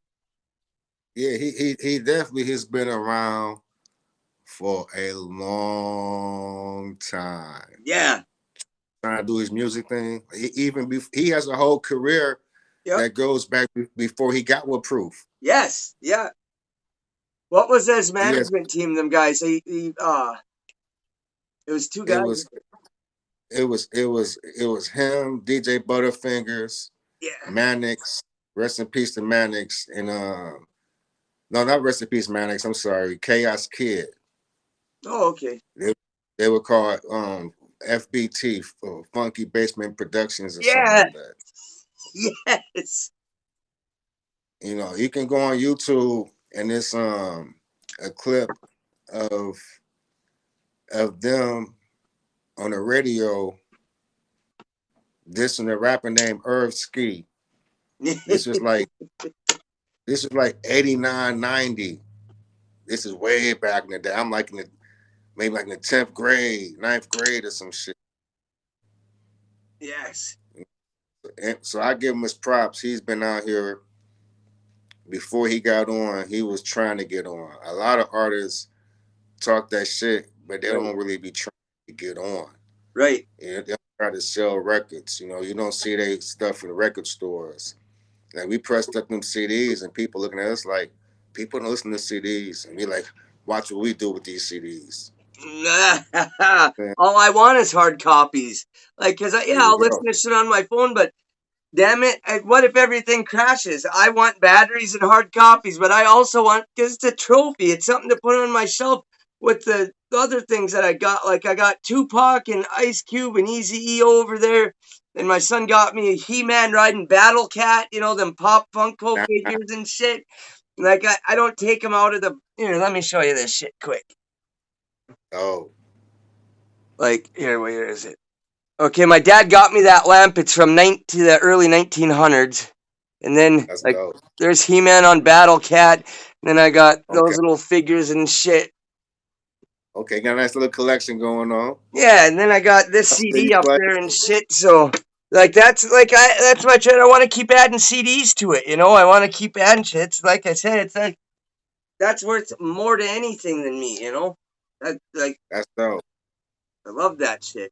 And then to have these Yeah, interviews to go with it, it's like this is something that's going to be on the internet forever. This is something that's going to be involved in hip hop forever. that's right. I'm humbled by it. Hey, you just playing your part, man. You just keep doing what you're doing and keep it positive for real. And the doors are open. And you got a son too, so you got somebody that's looking up to you to Yeah, be a role model. So shit, you can be raising the next magazine, internet conglomerate. You know what I'm saying? You never right. know. He's so So smart be too, and boy, he can dance. Boy, he can dance. Nobody's ever right. taught him how to, but he just starts dancing. Once a few years ago, I was almost gonna stop him because he was doing some pretty mature looking moves, but he didn't. But he Rico didn't. Suave. Yeah, but he didn't quite cross the line. So I let it go because I was like, I don't want to stifle his creativeness. And He was doing a lot of baby thrusting. yeah, moving his hips and doing pelvic thrusts. But it was like I've never Hey, seen he's anybody ready. dance so cool like that. They thought he was John Travolta. He was ready for action out this bitch. Yeah, You better get him some little condoms. I, I do have them around the house, and I just told him you better not be trying because he's turning 13, and I know kids are curious. And I told him you better not be getting into like Oh actually yeah, sleeping with women yet. But if you do, you put one of these on and you know where they are. Because I'd rather see, have them know where they are than to have them think, oh, I gotta stand not have one. Because I know what it's like being a young kid and when things just come out of nowhere. he hears some motherfucking Planet Rock or some motherfucking looking for the perfect beat and get the thrust. B-boy thrust. Look, he's hip hop.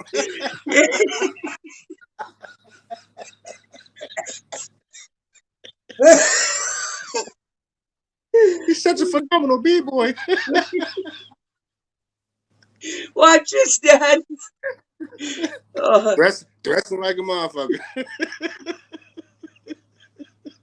It was almost borderline what a male dancer would do, but not quite.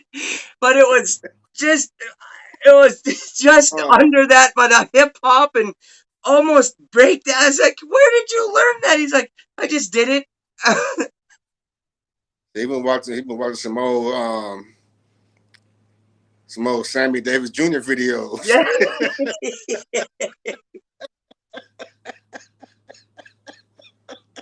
It's getting wild.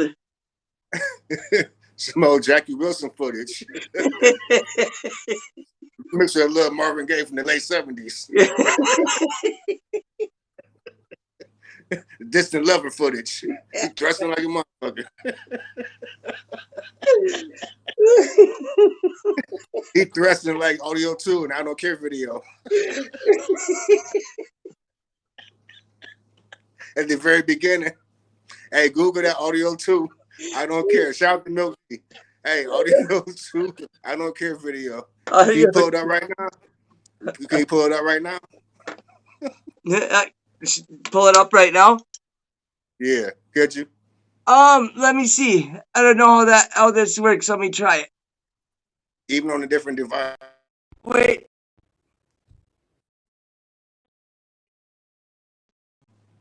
Yeah, no, it definitely disconnected me there, and it's okay. My roommate is home right now.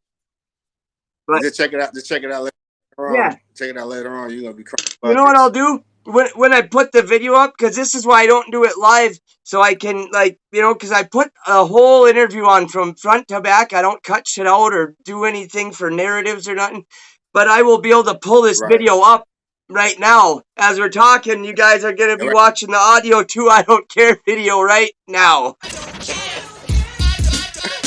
They be dressing like a motherfucker.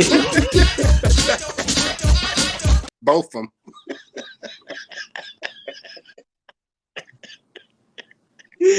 Yes. I'm going to show it to him when he gets up. Here, check this out. Is this what you did? Yeah, that's how them condoms was at. Yeah. Gonna be an early grandfather, early off the porch with it. No. Knock on wood. No, I know you're joking and shit, but yeah. That's why you got to contain that thrust action. Right.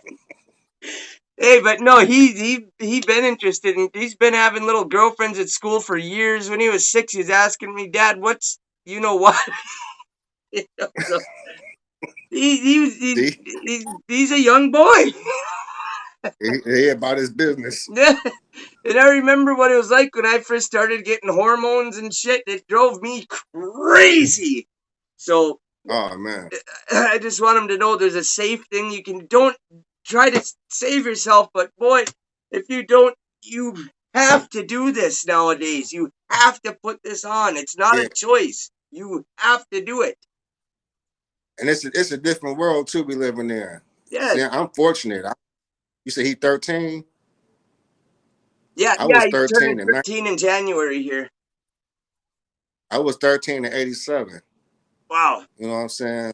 So the music, I was at that prime age to soak in so many different eras firsthand. The B-boy breakdance, shell toe, Planet Rock era. Yes. The Run DMC Adidas era. Yes. You know what I'm saying? The Just Ice, Steady B with the Feli era. All that, you know what I'm saying? I seen all that shit.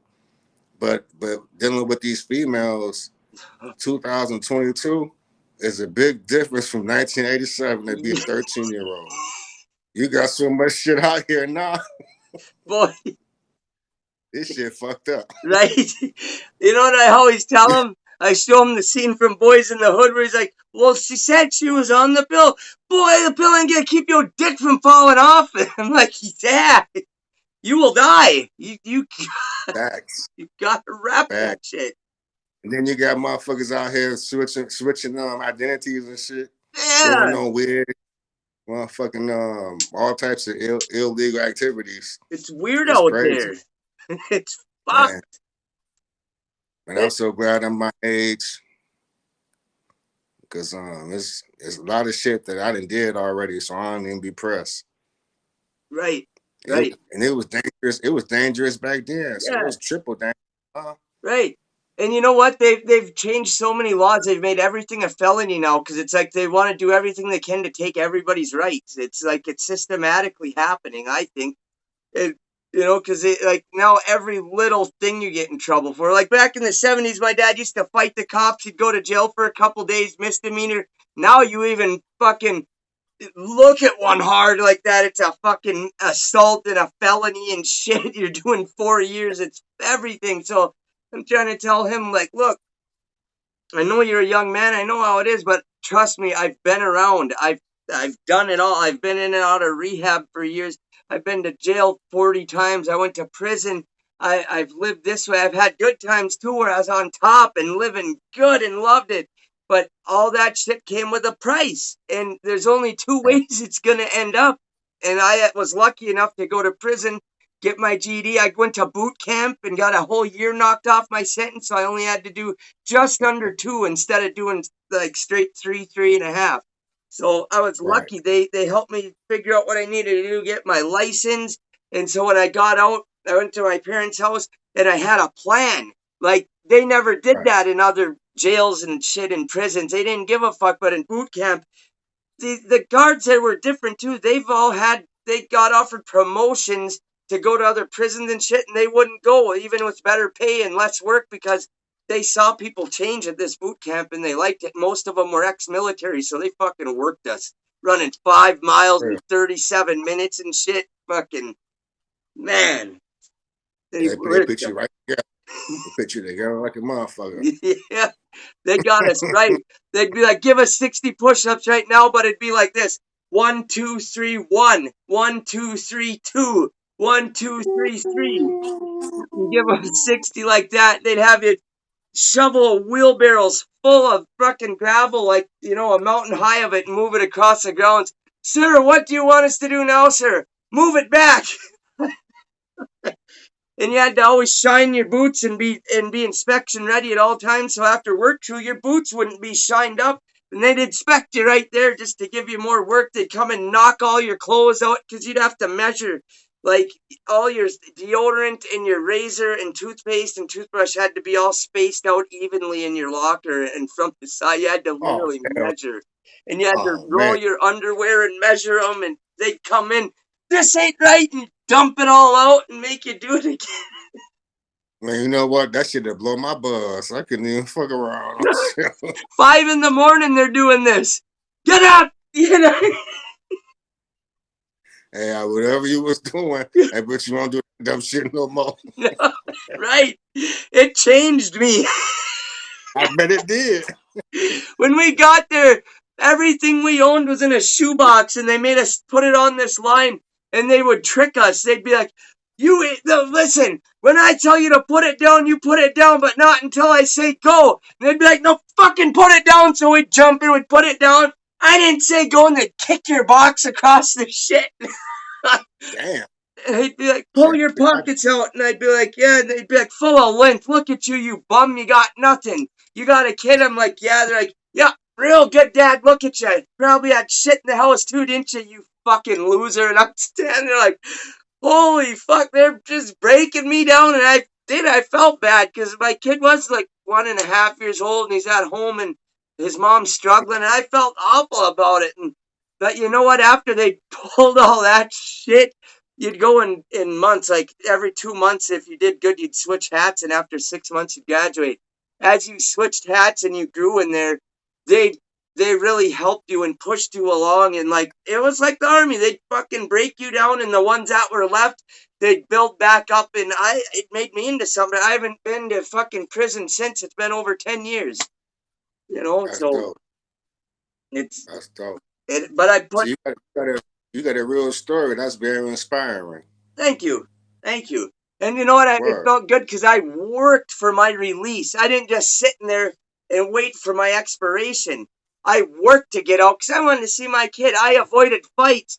Like, because there was times where, nobody popped off to me or nothing because I stood back. But one day playing dominoes, this kid who also was going to go to boot camp fucking tried to try me in the bathroom because I kept whooping him at fucking bones and shit, and I was talking shit. Just that's how I play bones. Who told you to lay that motherfucker? Get that shit out of here, because that's how I learned it in jail.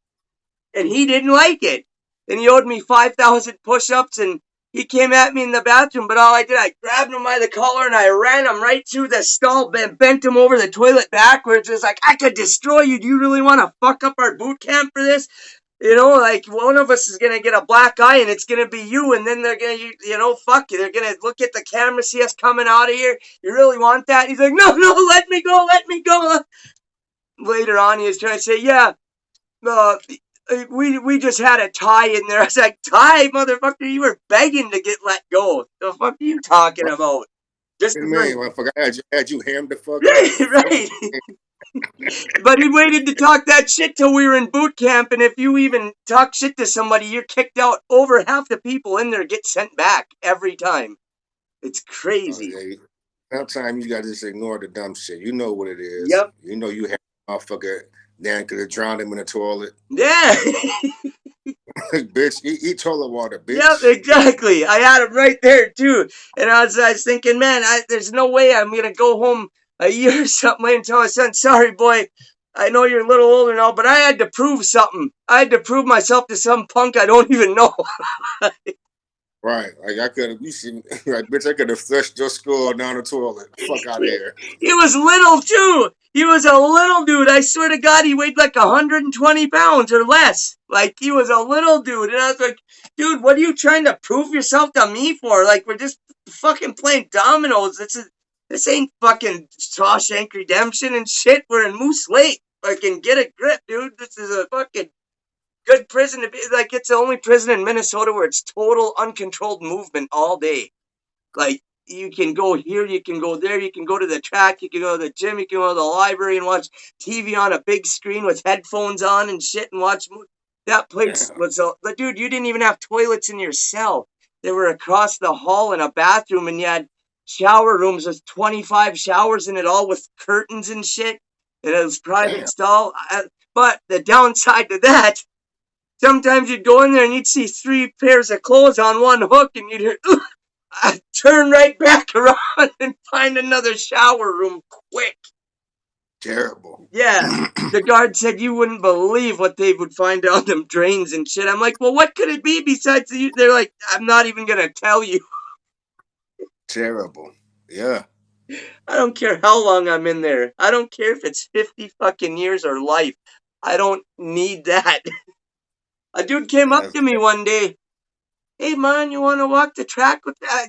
Hell no, man. You better get the fuck.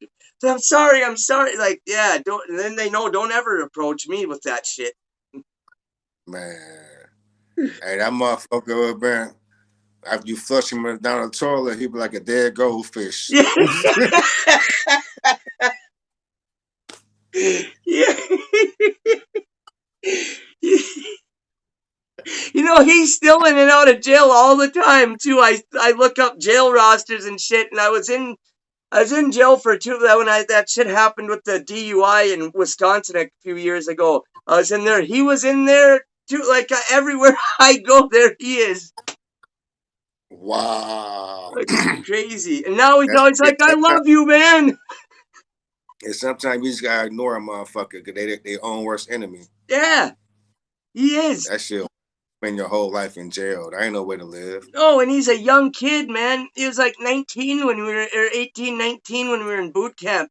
It's like, dude, come on. I am somebody too that spent most of their adult life and even as a kid being locked up, going to this crisis shelter and shit, getting arrested and, getting kicked out of my house or just moving out of my house and then just as a grown up, always in and out of jail. So it's like, yeah, that ain't no way to fucking live ever. There's a good life out Yeah, here. No matter what you're doing, it's better than in there. yeah. You gotta at one point you gotta say, do I really want to keep doing it this way, or I'm gonna try something different. Right. Right. That's called mature. That's called maturity. That is. Hell yeah. You know what I'm saying? For sure. Like at the end of the day, I joke and talk my shit, but man, the main thing in my life has been, man, trying to do the right thing on some Yeah. real shit. You Yes. know what I'm saying? I was the kid that was actually in college. You know what I'm saying? Right. Yeah. So, and everyone was not going to, choose that route. But at the end of the day, I had some things occupying my time that kept me from doing something negative. Yeah. That's good. That's good to have. Are you a spiritual person at all? Yeah, very much so. Nice. Nice. I know that's kind of a personal question to ask, but I am myself too. Hold on. I'm just grabbing a can. I'm a, I'm a spiritual person myself. I grew up going to church, and I didn't always like it as a kid, but now, all them times I spent until I thought, all right, I'm gonna get ahead spiritually now and like get this sunk in. And I just asked God to give me discernment and wisdom with it. And man, I've probably read the whole thing all the way through, beginning to end, like 4 times throughout my life. But no, realistically 2 or 3 times. But it's like, yeah, a guy can memorize it all he wants, but now I want to put it into action and make it part of my life because it's important to me. And I think it's important, like, I don't know. I don't know how to explain it. But yeah, spirituality, I think, is a huge part in, what people need more of it. Yeah, you just gotta. It's always going to be two situations, two ways to look at a situation: a positive direction or a negative direction. Your job is to pick the positive as Yeah. many times as possible. Yeah. If you do that, you know what I'm saying, you won't be in a lot of bullshit. Don't Right. be around motherfuckers who be in that bullshit. You Right. know what I'm saying? Like, just because you know somebody for a long time don't mean you have to be around them with their bullshit. Right. If they're bringing you You know? down, man, or if they ain't trying to make you better or look out for your best interests, then what the you got? And I used to, because I was doggedly loyal to a fault. Because you can be loyal to a fault. Because if you're being loyal to some negative or some motherfuckers that ain't good for you, then that ain't good. So, sometimes you outgrow people, or sometimes you just, you don't just have that thing in common with them anymore. And sometimes they're just negative fucks you need to get rid of. Straight up, like, Yeah. get out. Hey, hold on 1 second, okay? Yeah. Hold on.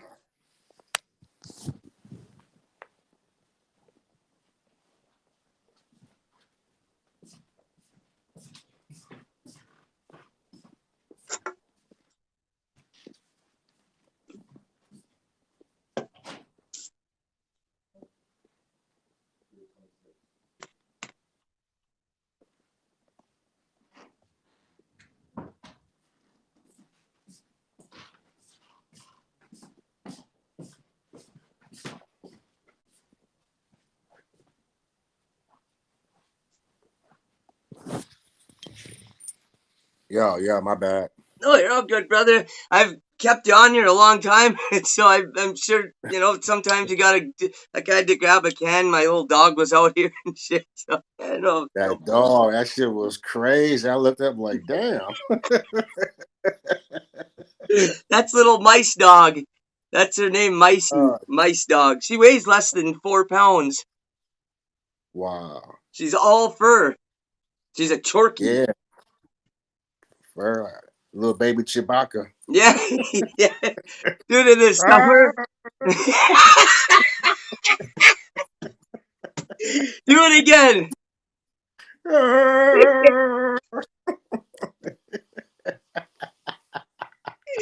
Yeah. Hell no. That's how your dog be barking. Motherfucker come to your door, ring the doorbell, your dog runs to them like,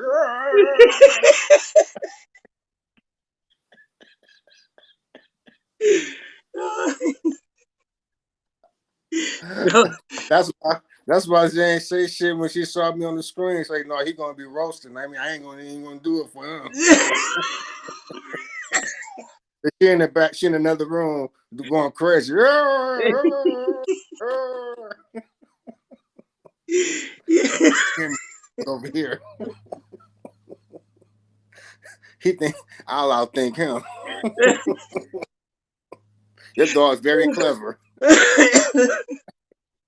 I suppose she is so little that when she jumped up there, it's not like a big dog. It's just she just appeared there. She was there, your little face looking at you and shit. Oh, like, dude, she rides around on my shoulders and shit. Like, I put a leash on her and it goes a harness around her chest and shit. She'll lay across my shoulder, face in front, and I put the leash around this way and just hold it down here to kind of steady her. We walk all around town like that. The ladies at the newspaper pulled me into the office one day. Oh, you're that guy with that dog. Will you please come in here? I'm like, what? Sure, I guess. Hey, And you got wear a big ass sweater to cover both of y'all up. And like a 2-headed monster. Yes. I do put her in my shirt and have her head poking out like that sometimes and just walk it because she's little. She fits. Hey, just walk around scaring people all around town. You'll go viral. Yeah, them. I started her TikTok. She got like 2,000 followers in a couple days.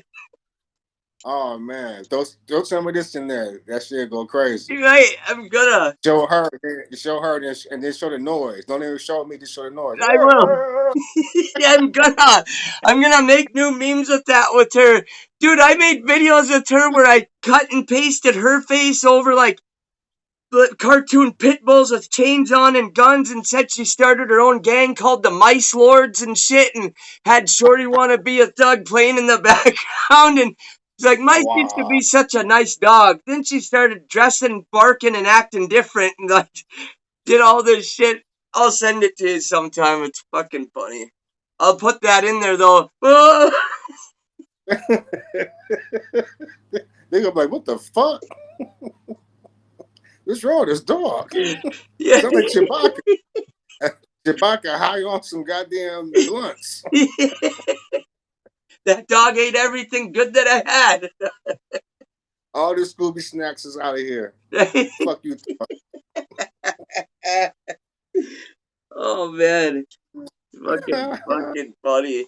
And that's people won't even know until I put it in the credits. Fucking all Adlibs and Noises credits. The legendary DJ King David Dirty Davey Diggla. Oh man, I need that. That's gonna go good on my resume. I'm doing voiceovers now. Get at me. Yeah, do it. Hell yeah. Okay. Hey, we can fuck around and get on Adult Swim with this shit. Yes, because Disney, yes. one of them. Then the Disney Channel. Yeah. Yeah, I'm gonna do Chewbacca noises and shit. Do it again.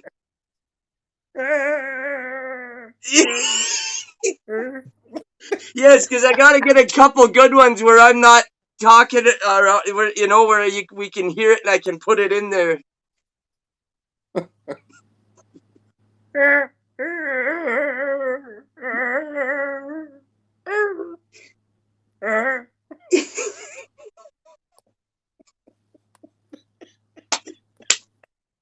Yes. Oh, dude, you're one of the coolest motherfuckers I've ever met. Like, I know this isn't technically meeting in person, but a lot of times nowadays people meet on the internet. But dude, Yeah, this is some funny shit. motherfucker Rona out here. Right, Shit. right. I be in the house. That I don't Rona come shit. outside. Motherfuckers be like, I'm outside. Motherfucker, I'm in the house. I haven't left in 2 years. I just started that interview you see me on YouTube with Butter and Mercer's Amir. Yeah. That's my first time. That's my first time being around people with no mask on. Really? Okay. You know what? That's why I'm in the background stuck. You see, I don't move at all. I'm just frozen. Yeah. I'm hot. I'm stuck, literally. Like, what am I doing? Where's my mask at? Right. It's a big change at first. This hip hop shit gonna kill me. Dude. Hip hop, you don't stop. Fuck it.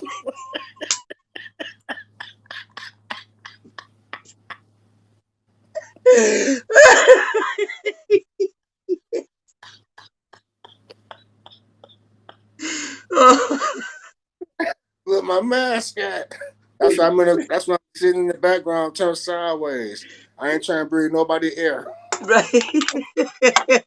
I got used to wearing it too, but I also liked wearing it because I could walk by motherfuckers at Walmart or anywhere and just act like I didn't recognize them, and that wasn't really me. I just keep going. Oh, it's the best thing in life for me. I done been around so many lames and busters I was trying to avoid. Yeah, incognito everywhere. Even the bank, I could put that motherfucker on and go in there. Yeah, it's me. I need to withdraw some money. Yeah. And it's so crazy. I was living quarantine before quarantine. I was already staying in the house. Because I've been in the streets of Detroit so heavy my whole life. I'm talking about I had a name across town with certain people going back to 8, 9 years old. I got family all over the city. And I would meet my family's friends, like my cousin's friends. And they would be like repping my name, like, yeah, Lil Dave from Schoolcraft. Like, I've been in the streets for a long time. So if I can afford to stay in the house Right. away from these crazy ass people, I'll be in the crib watching cartoons, eating cereal. You know what I'm Oh, saying? uh, Listening to mixtapes, writing rhymes. You know what I'm saying? puffing them, puffing the good Yeah, clouds. blowing my blunts, and I just be chilling, man. Smoke blunts. You ain't smoking your lightsabers and shit. I'm enjoying my golden years. Yeah. I let these Shit. young whippersnappers run the streets. That's where I'm at too. I can't handle it. I'm done with them I'm all. in, I'm in the house wearing sweaters. I got suspenders and shit. Yeah, watching 80 sitcoms on YouTube, reliving my glorious childhood.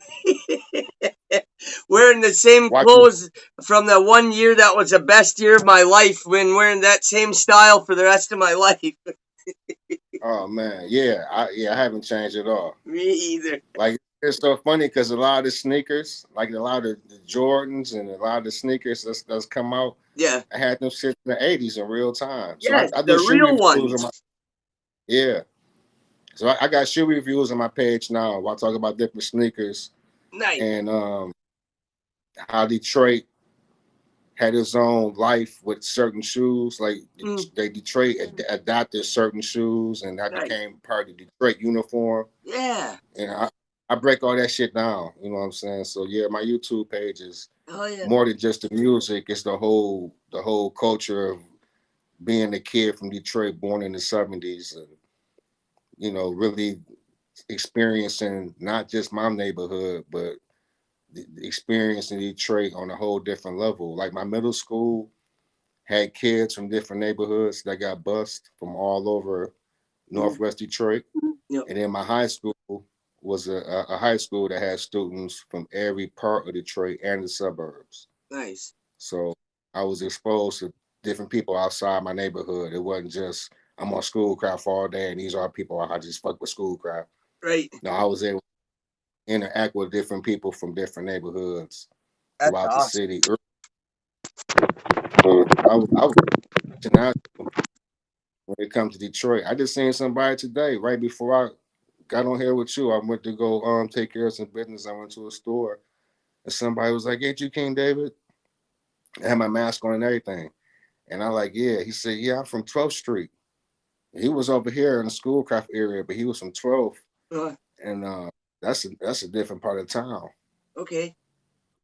You know what I'm saying? So But he still recognized him as Ancient King David. That's dope. yeah, I've been out here putting in work. Me and DJ Butter used to ride around 2, 3 times a week and go to the craziest neighborhoods that people were scared of Yeah. and pass out CDs and blow blunts and talk shit with the killer gorilla, stiller, killer, drug dealer, Marilla gorillas of the realest. Yeah. Yeah. Just calm as hell too, huh? Laid Yeah, back. commit playing with our lives. You know what I'm saying? But we believed in the music and we Right. believed in what we was doing so much that we just was like just fearless. Like that store got people who look like they want to buy some CDs.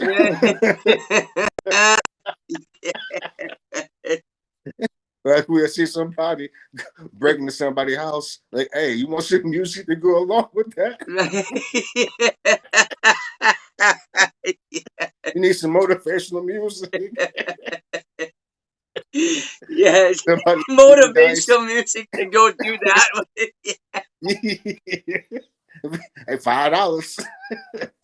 I would have been These like, mix hell yeah, give me a couple of them. see somebody running out to the motherfucker bank with a big bag of money. Hey, you want some music? You want some getaway music? Take these mix CDs for $5. Yes. It's wild as hell. Yes. Man, I would try to sell a mix CD to anybody who had arms and legs. It could be a baby. I'd be like, hey, Goo Goo Gaga. Yeah. Goo Goo Gaga, get dope. Goo Goo Gaga, $5. Hurry up and buy, baby. Yes. Get it. Pull out the five. Pull out that, because I need some new gold teeth around this bitch. Yes. Yes. I love it. That's why I do hip hop, because I can just act a fucking fool and make $5. I don't need much. I'm chilling. Just give me $5. Fuck that being greedy. I'll be a positive. Bitch.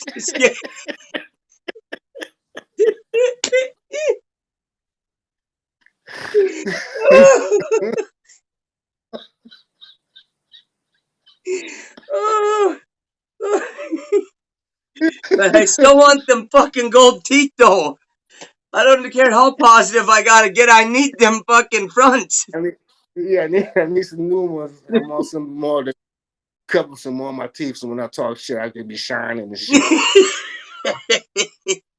They're like, damn, he was shining. Yeah, I'm talking that shit too. Right. Stop looking and listen. Yeah. I said, motherfucker, stop looking and listen. And I want to because I'll feel good about it. And yeah, I can shove a big motherfucker. And yes, I do got them, and they are real. Stop. Yeah. Stop. No fake. Oh no, she's trying to tell me that she can bark for real. Right. No, my little son got up. How's it going, Bug? Are you okay?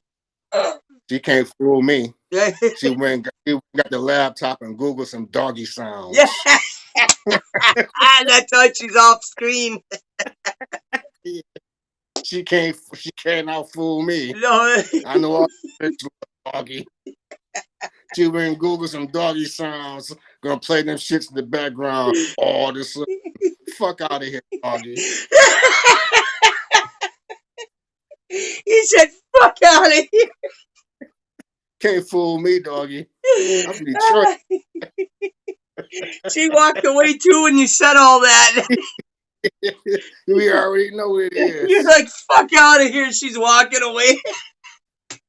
And my elementary school and my middle school was called the Bulldogs. Mine was too. Were the Carlton Bulldogs. I was the Dawson Bulldogs was on Schoolcraft, and the Ludington Bulldogs on 7 Mile. Nice. Yep, we were the Carlton Bulldogs. We had South Terrace Elementary, and then we had the Carlton High School. We had 7th through 12th all in one building.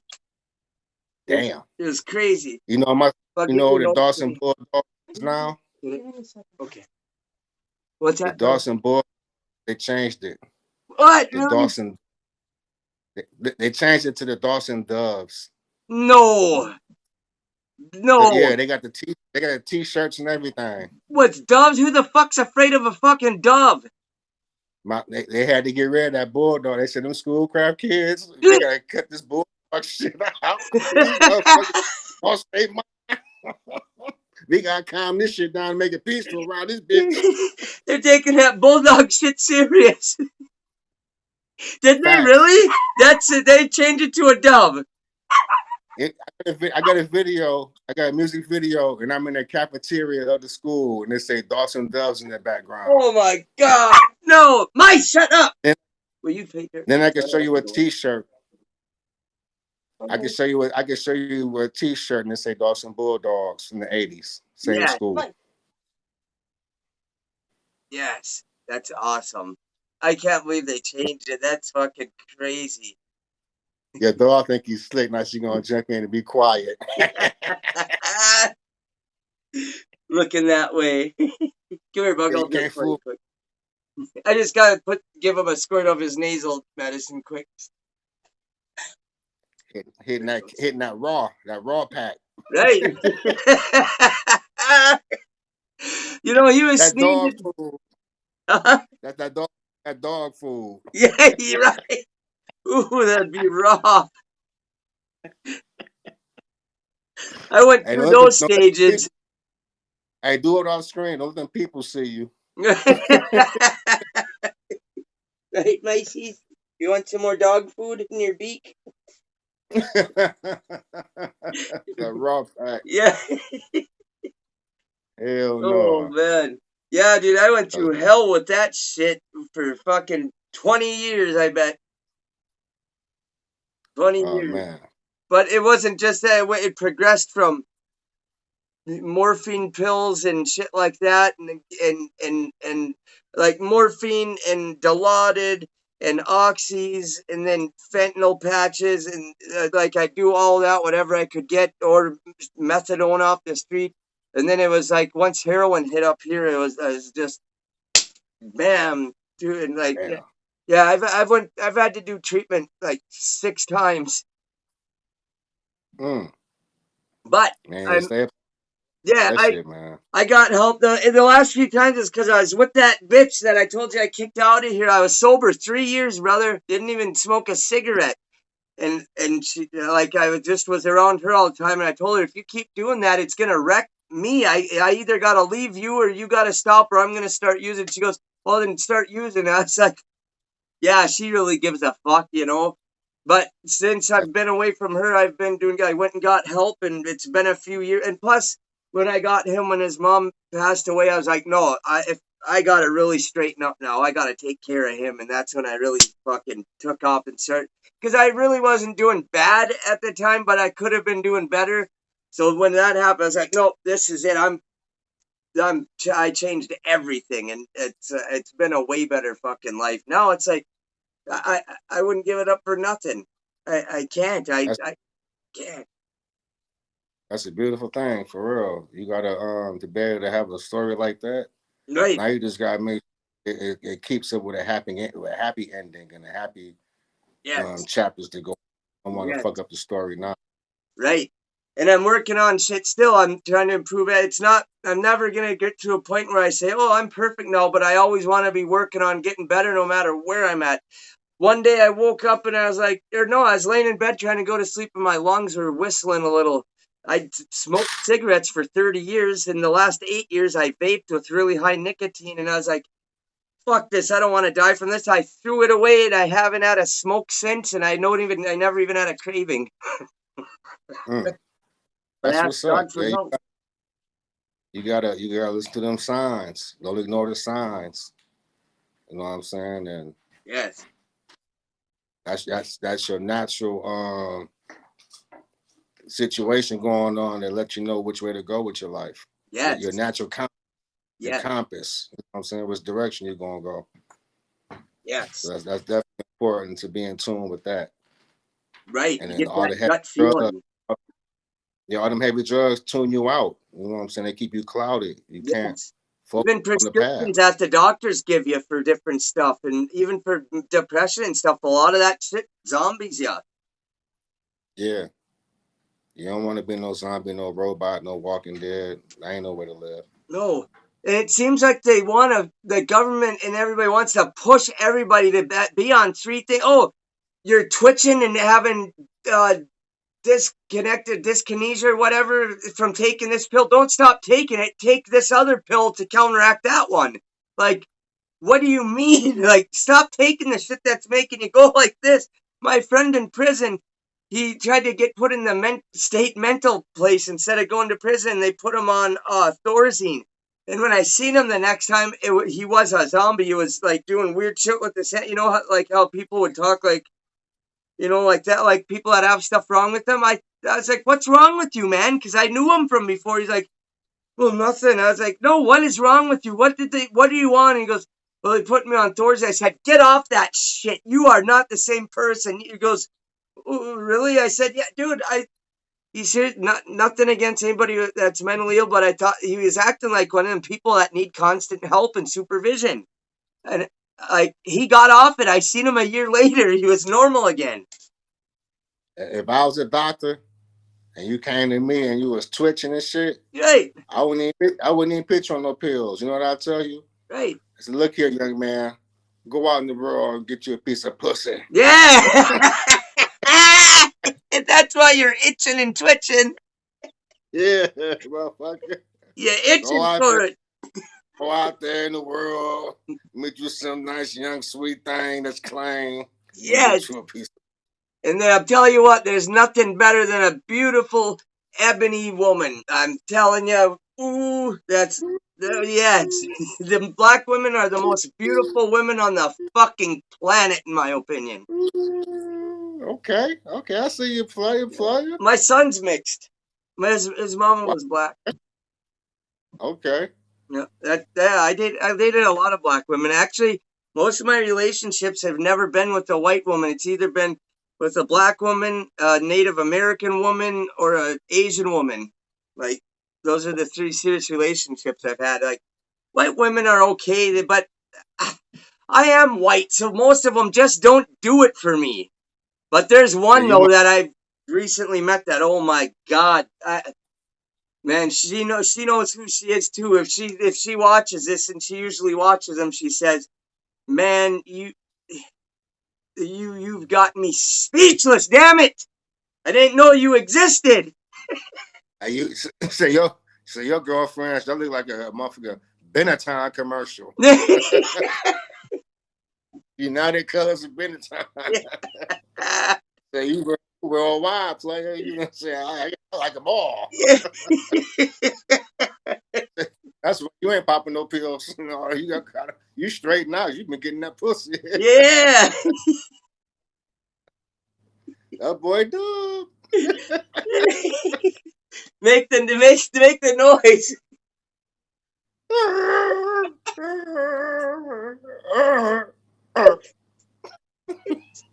Oh no! And this she loves it when seriously when oh fuck yeah! Amen. Yeah. I'm a flea like, see, you want to go get a roll? Yeah. You think I'm lying, huh? I know you're bad. Yeah. Can't hide, boy. He's like, dude, They're from Connecticut. Yeah. I get in the van, dude looks, he's like, what's up? I'm like, hey there, cock boy.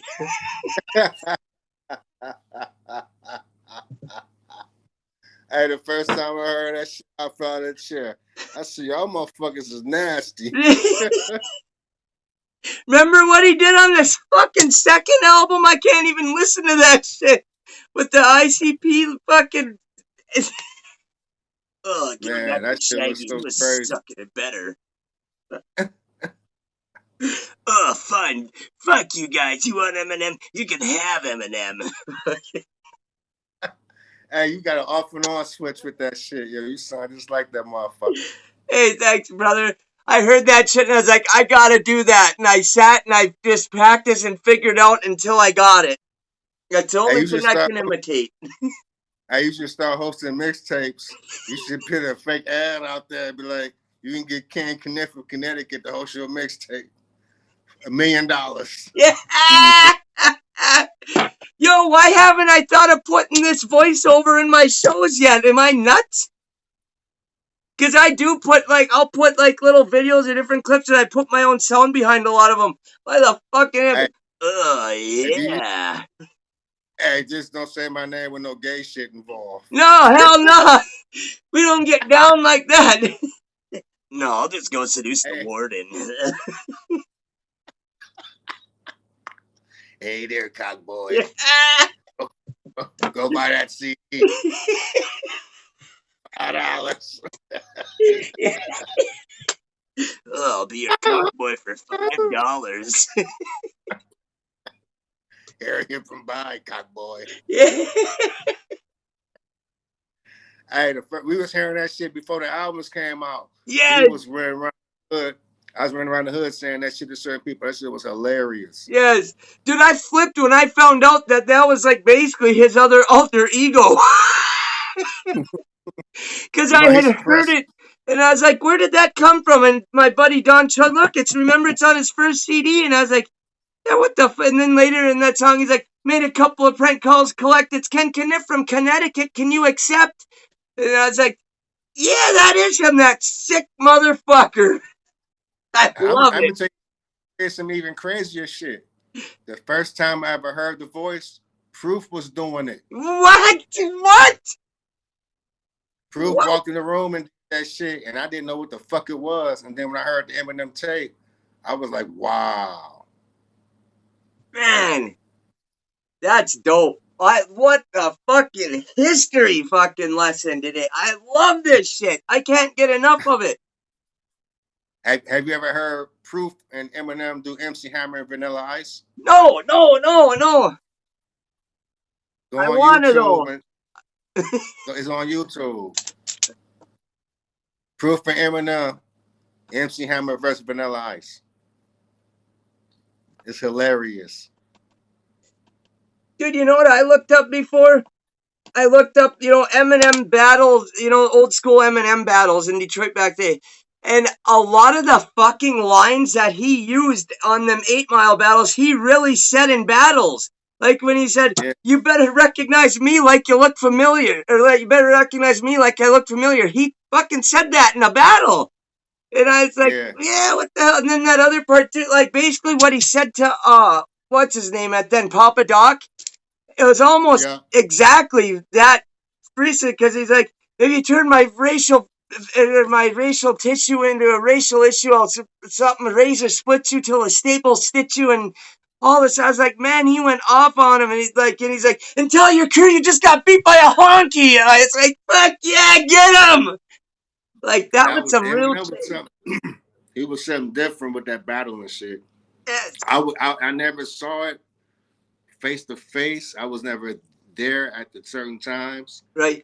But the stories was just so legendary. Like when you walked in the room, you walked in the shop, everything that you missed, you kind of relived it just by walking up in that motherfucker. The energy was just so thick in there. Yes. Yes. That's another reason why I have a lot of respect for M2 is because the way he came up and came into it. He started out, that was a hard thing for him to break into, and he got booed and then came back, and it like that's just a hard thing, and especially back then for a white boy, because the only real white rappers that were really out was like House of Pain and Vanilla Ice, and none of them got the real respect, you know what I mean? And then he came along and was battling motherfuckers and killing it, like, and saying shit nobody's fucking heard and pushing some hard-edged lyrics and shit and pushing the pen. It was like, how the fuck are you freestyling that? And shit? It's crazy. Yeah, it was something different. I'm glad I was able to witness the things I did see. I had a lot going on back then. Like I said, I was in college. But you helped create that whole scene at the hip hop shop and were part of it. You were there pioneering through it with the people, and dude, that's. I was what you would call a top-notch supporter. Yeah. I wasn't like I only rhymed like one time, but I only rhymed 2 times in there. The time I got booed, the time I redeemed myself. Yeah. But I wasn't. My name wasn't on no flyers. I wasn't doing no shows. I was just a person who would come in and just buy everybody's shit Yeah. See, behind the and scenes, go, you were supporting it and yeah, keeping it going and going to the shit. shows and and trying to study who was Yeah. doing what. And your presence Like, there too, it meant a lot to every because yeah, you were talking to people and being around, and that was something you were putting on the table and everything you had to offer, and you were a part of that, man. That's special. it was dope. It was dope. I never thought that it would be as legendary as it is now, but it just let me know that I made the right decisions because I could have been a lot of other places doing a lot of other things besides trying to hear some people rap. Yeah. Yes. You know what I'm saying? Or trying to buy a mixtape or you know what I'm saying, trying to see the newest hip hop T-shirt. You know what Right. I'm saying? I could have been doing a lot of other shit. So just doing the right thing. Once again, doing the right thing, it just led me to stumbling upon this part of Detroit history that I did not know we were making at the time, but we were. You know what I'm saying? Such a good Hip hop shop. story too. Yeah, hip hop shop was something different. It was see, in our scene reminds me a lot of the early New York scene when you had a community of artists that was just performing any place we could because we loved to do this shit. And Yes. slowly but surely, we started making songs and putting songs out independently. Same way the New York scene was in the early '80s. Yeah. You know what I'm saying? Late. It was a performance type of situation, a community of different artists. You know what I'm saying? That supported each other. You know, you seen somebody who's going to perform somewhere, you was going to go be there in the background nodding your head. It was competitive, but at the same time, we did songs with each other and did shows with each other, and we rallied behind each other. You That's know what I'm dope. saying? That was the beauty of it. It was a small community of artistic people that were like the outcasts of Detroit, the misfits of Detroit, but we made it work. Yes. I like being part of the outcasts and the misfits, especially when you make it work, because it's like, yep, we're the ones you threw away. We're the ones that you guys didn't want, and look what the fuck we pulled off. I Yeah, love we it. was the backpack kids, the Yeah. hip hop kids. You know what I'm saying? We was the fake New York, the wannabe New York kids, the fake East Coast kids. You know what I'm saying? The wannabe, the hip hoppers. You know what I'm Had saying? Detroit is a earphones gangster and city. shit, Walkmans. Yeah, Detroit is a gangster city. We known for hustling, Yeah. getting money.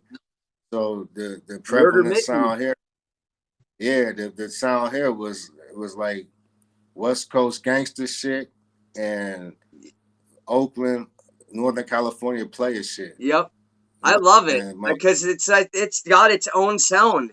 It does. Yeah. It's totally its own thing.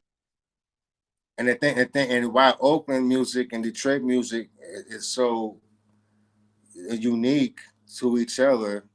Yeah. First of all, we the musicians, a lot of musicians from Detroit played on those records, Yes. and vice versa. You Yep. know what I'm saying? All those funk bands. You know what I'm saying? We had funk bands here in Detroit, Yes. and then there was Motown. a TV, yeah, Motown, and then there was a TV show called Soul Beat. It came on from Oakland, California, and in the early '80s, a Detroit station used to syndicate that show. So we were able to see Oakland, California Soul Beat with Chuck Johnson, and it was a video show, but they showed what Oakland looked like and the behind the scenes in Nice. Oakland, and so Detroit was exposed to that Yes. early. You know what I'm saying? That's dope. And then a lot of people don't know the two of the musicians for Death Row Records are Detroit artists. Tony Green and Butch Smalls. Butch is a percussionist and mainly, and Tony Green plays the bass. I And didn't all know those that. early Death Row records, Snoop Doggy Dogg records, Yeah. a lot of that shit, two dudes from Detroit What? put that together. Yeah. What? I didn't know that. And Butch Smalls, Man. his son is DJ Los. DJ Easy B and DJ Los had one of the first albums to come out of Detroit, like in 1988. DJ Los is very active in the community right now. It's an interview On DJ Butter's new podcast, Funky Fresh in the Flesh. Nice. And then Yeah. we interviewed DJ Post, like 2 weeks ago. The same time I was in the background frozen.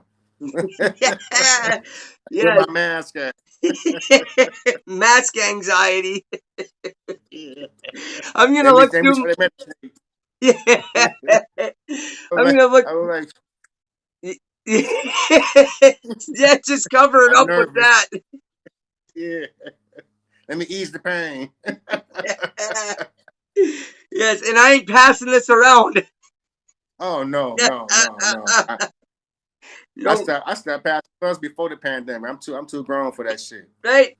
It's like I'm a everybody grown should ass have man. some. I don't know what your lips been at. I give you some. I give you some and give you a blunt. You can roll your Yeah, own. Or you can just proper. watch me smoke and watch me look gangster. Ah, Like, because of the boy, he gold looks teeth, cool. bitch. Right. Now I got to pull these out when I smoke. Yeah. When I was smoking, I ain't had these in. Okay. I don't want to, stain the Yeah. Yep. motherfucker up and That's a shit. good idea. That's a good Yeah, I idea. ain't got no money. I ain't got no money to be replaced. Now I had this is my third set. I threw the other two away by accident. I was Oh pissed. man.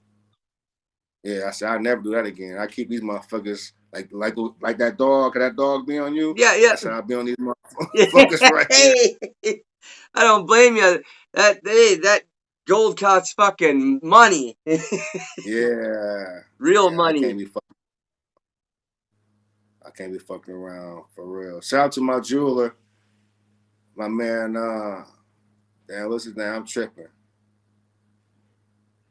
Damn, I'm tripping. It's that I can't lightsaber you think of my. smoked. Yeah. Blame on the blunts. He know he my man. Hey, I'm giving this shout out. Edit that part out. Oh, this very Puff, my man technical. Good Puff. My man Puff. Puff. I might have to go Yeah. see your man Puff sometime. Once I get some money, I'm serious. I'm getting them. I need them. Yeah, he good with it. He been doing it. He from Brooklyn. He been doing it for a long Okay, time. so he's But good at it. he based in Detroit now. But he learned how to do this shit out in BK. Nice. Because yours are nice. They look good. They're fucking put on right. They look like they fit nice. Oh, They talk good with them in. They're not like, because some people I hear them talk and they must not fit right because they can't talk. that's because they be getting them shits off Amazon for like $9.99. Yeah. That shit, That's right. you just throw them big motherfuckers up in your mouth and try to figure it out. Fucking You like, better learn sign language with them big motherfuckers. right. You Big should. ass teeth. Like, cut it out. Motherfuckers. Your mouth ain't big enough for them big ass motherfuckers. Right, you And need you a can real afford, jeweler to fit them to you and shit. yeah, and you can afford all that big ass gold anyway. You got a whole brick in your mouth. Big ass teeth. And then fake diamonds and shit. Oh man, like stop. What are those, We not rhinestones? play them games. Oh, rhinestones. Oh my god. You get a whole bag for $3 at the beauty supply. So Go you to gonna fuck one, around. That's how you catch swine flu and Ebola and shit. You're right? putting all that fake in your mouth. Oh, yes. Yep, Your and breath that's smell another like thing too. You gotta have real shit. You don't want to be putting fake shit up in your grill and on your mouth because it's in there and stuff, germs and stuff. But when you have a real precious metal like gold, that it ain't gonna cause all that because people have been using it for uh, tens of thousands of years. Like right. that you want the real shit, girl. And that's the thing with me. I don't want to wear a fake watch because it looks good or so, like like I'd rather get no watch than get a watch under like $500. It's just how I am. And like still years I haven't really worn besides this cheap one that Matt's got me because it looks okay when I'm doing my show. But like I'd rather get the like wait 10 years to get the real thing than to go out with them fake fuckers and not talk right or you know what I Oh mean? man, looking crazy. Yeah. Or it's when somebody, oh man, that's blinging. Let me see that. And you don't want to show it to them. Right. So yeah, I'd rather get the real shit. The last watch I bought, you know how much I paid for it? $24.99. Yeah. Nautica, that bitch hard as hell. Yes. Nautica? Nautica, yeah, Yeah, that's a good 24.99. brand. That's a Yeah, good I don't need brand. no big ass gold watch hanging off my wrist. I can't DJ with a big ass. I suppose not. You know what watches I liked? I liked those Bolovas because they fit real good and they had a hidden clasp, and they were like stainless steel and they had some little diamonds on them and shit. But it's like it was a nice solid watch that would last for a long time. I was like, cool, this is nice. You But fancy? You got some real money over there. Let me get a watch loan. Let shit. me step my game up and get about this little boy shit and get on that big boy shit you talking about, diamonds It's and been shit. years since I got that shit. It's been years. I ain't had that in years. But my baby mom bought me one for Christmas too. She got a deal on one. It was supposed to be like something, but she got a deal. I was like, oh hell yeah, and I lost it. I left it at I was gonna say you should mail it to me and let me wear that motherfucker in my next video and I'll mail it back to you. I would. I 100% would. You know what though? My ex got me this one. What is this? I wear it because it's see through and it's centrifugal motion. Like when you wear it, it winds it and shit. And I'll make a song called My Fancy Ass Watch. yes, yeah, And it's mine. yeah, Fancy ass watch. Look at it, you'll be blind. yeah. No, this is just a Ken. It's cool, but I think it looks okay. And this was only like 20-30 bucks, but I like the look of it. It's a decent. So this is one of the two that'll wear that. Casual. Yeah, You don't want casual. you don't want no big trendy watch. These new watches they got, Yeah, they don't even tell time. They just play no, all whack music. yeah. You know what I used to want? I wanted a Rolex Submariner. I'd always ride to town to go to work, and on the billboard they had this Rolex Submariner. It was like stainless steel, and it looked like some gold-colored stainless steel on it, or else some of it was gold, and it had like a blue face. And I went to go see how much it was. It was $6,000 for that one, and it was $8,000 Damn. for the one with the diamonds all around it. That was in like early 2003. I looked it up now. Them fuckers are 15-30 grand.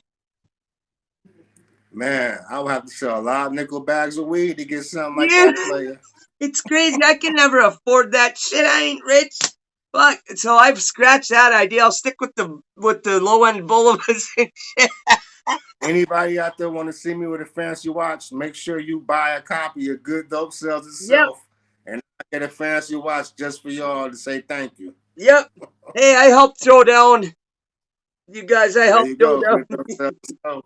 They can inbox me on Instagram and I will get them a CD to their doorstep.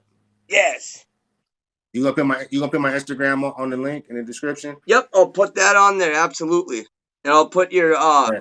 I'll put everything that you're on there. Instagram, Twitter, fucking your YouTube and shit. Absolutely. You got a link Yeah, tree? right. No, I don't. I Okay, need to that's get fine. one. Well, I'll put everything on there. And guys, with everybody watching this, you ordered a CD from It's Gonna Come. Like I ordered one from DJ Butter. Immediately, he gave me a fucking tracking number that day, and it was sent, and I got it, and it was, it's perfect. So Oh you yeah, guys is we're not gonna play at your money. We're not gonna play at your money. You're nope. gonna get your CD. Right. I mean, why? And I've always thought of that too. Why ruin a good thing where you can keep making money and doing something good rather than get up on somebody once? Right. Yeah, that's corny. Right. We're We not ain't running about that. playing people for their money productions. Right. We're not playing those games. Nope. And I don't support We shit really like got that. CDs. We ain't just got one or two of them laying around. We trying to take 50 orders. Yeah. No, we can fulfill the order. Yep. We can And fulfill the they be order. running It out of is them too. They've ordered them yeah, and they run out. it is the second order. Like we dropped the album October the 2nd for Big Proof after his birthday. Yes, that's And right. we've been blessed, man. The underground is definitely fucking with us heavy. all around the world. Shout out to everybody in Germany, Croatia. Shout out to everybody over in the UK, Hawaii, Canada, everywhere in the US, Greece. You know, there's some of the spots off the top of my head. I know that Miss Sean loves the project. I just want to say thank you. We really appreciate it. Yes. Thank you, everyone And that watches it and buys that CD and that has that give every view, every like, every comment to all get on his page, get on his YouTube, and get on there. Check it out. And I'm gonna watch. I've been trying to work through and watch more videos, but I don't want. I don't get on and just watch a few minutes. Like I watch all the way through to the end and make sure to hit rewind a couple times on a 10 seconds, so I actually watch more than 100% of the video to help the stats go up. And so, like, whenever I watch one of your videos, I want to make sure to watch all of it. So that's why I make sure to have time to sit and actually watch them all. But I'm gonna work through your whole page and watch every video because to me, that's the shit I'm interested in. That's what that's what I I want just out try of to rap. give everybody's the Detroit standpoint because 8 Mile people say okay, that's what Detroit is like. Okay, now I'm gonna break it down even further so you Yes. can get a clear picture of what Detroit is like. And I'm coming from a person who went to Detroit public schools my whole life. I know no other school system. I'm a Detroit public school system baby. I grew up riding Detroit public buses. You know what I'm saying? Nothing. Later on in life, I hung out in the suburbs, like in high school. But I'm a real product of Detroit, 1,000%. And my neighborhood is one of the most legendary neighborhoods in Detroit. We got a dance that the whole city was doing. People who never been in my neighborhood was doing our dance. What? New Edition, New Edition was doing the school craft. In the Any Heartbreak video, MC Hammer did the school craft dance. Rosie Perez What? did it on Soul. Yeah, man, it's crazy, man. What? What? It's called the Schoolcraft dance. The school craft, yeah. That dude, that is so legendary, man. But Rosie Perez, you said Rosie Perez, MC Hammer, a New Edition. New Edition. I'm trying to think who else. Man. Uh, I think Jennifer Lopez did the shit too on Ooh, 11 Color when she was a fly girl. ooh, ooh. Yeah. Ah, J Lo. Yeah, J Lo. Her early days when she was on 11 Color. Yeah, the okay. schoolcraft dance. Yeah, it's a dance that started in my neighborhood, and the skating rink was the internet before the internet. I used to go You know what I'm skating as a saying? kid back in the '80s and early '90s and shit. That's how you saw what was new. Yeah, All the new gym shoes, all the new haircuts, all the new yeah. jogging suits, And there was women there. new jewelry, There's the women, new music. and also if there was a good DJ, you were hearing the dope music.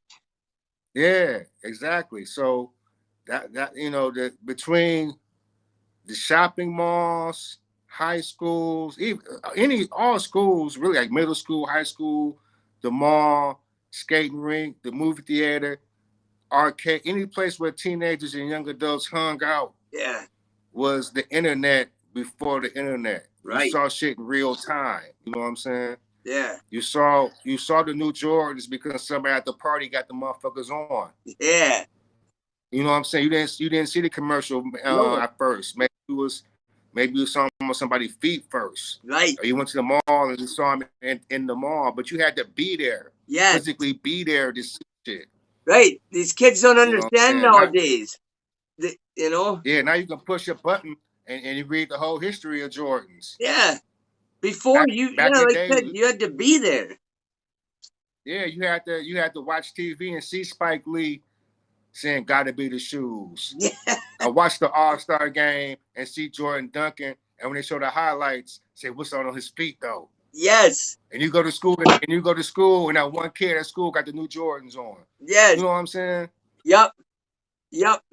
I remember So that shit. so that's how the schoolcraft dance spread it because to us it was like crip walking. How Crips got the crip walk. The Yes. schoolcraft dance for us was like it's about to be some shit. Like we turning up. Yes. And if you know what I'm saying, so other people would come to the skating rink or goes to a place and see it, and then they go home and tell their people, yo, they had this shit on the west side called the school crap, or this, that, and the other. And then we had a TV show called The Scene, and The Scene turned into the new dance show.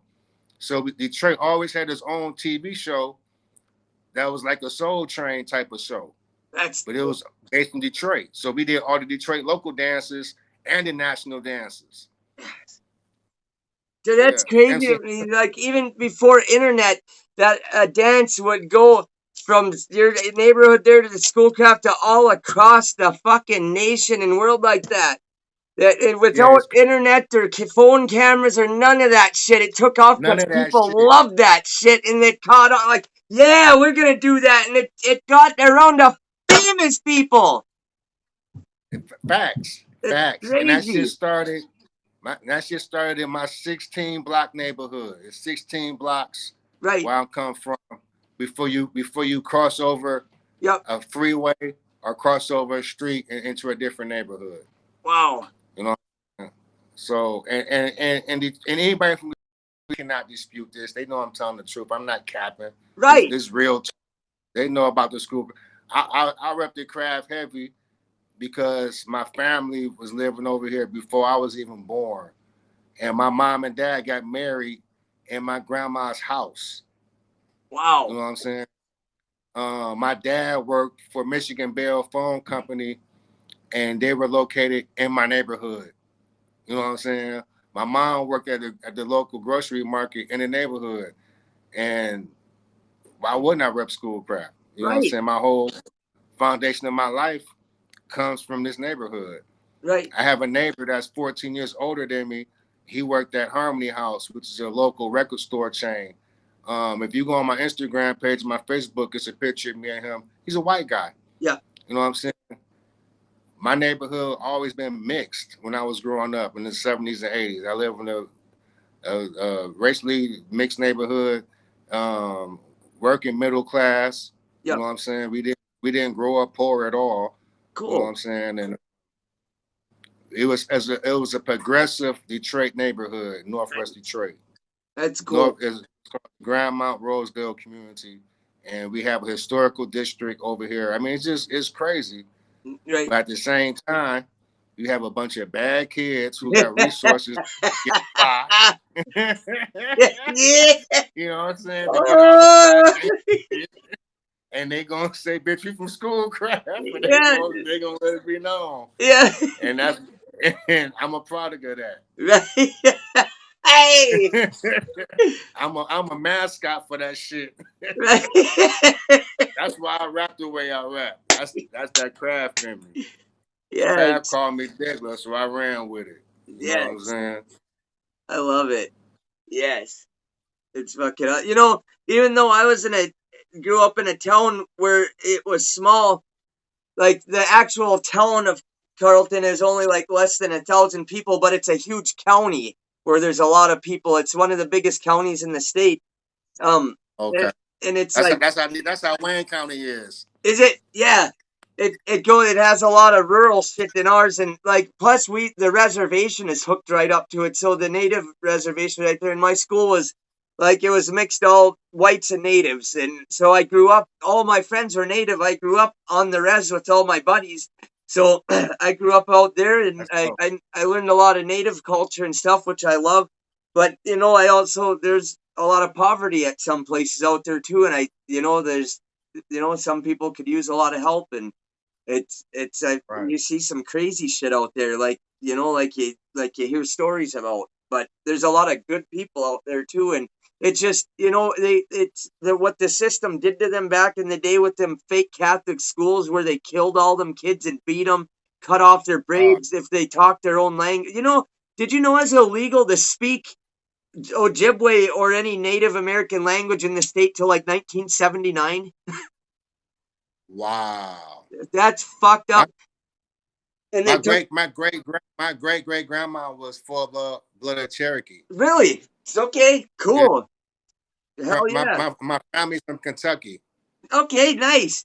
My mom's from Kansas, and she said her grandpa looked like he was full-blooded native, but she don't know what, and But I like it down south, and I like that shit. I went to Kentucky before. When I went to the Great Smoky Mountains, we stopped in Kentucky.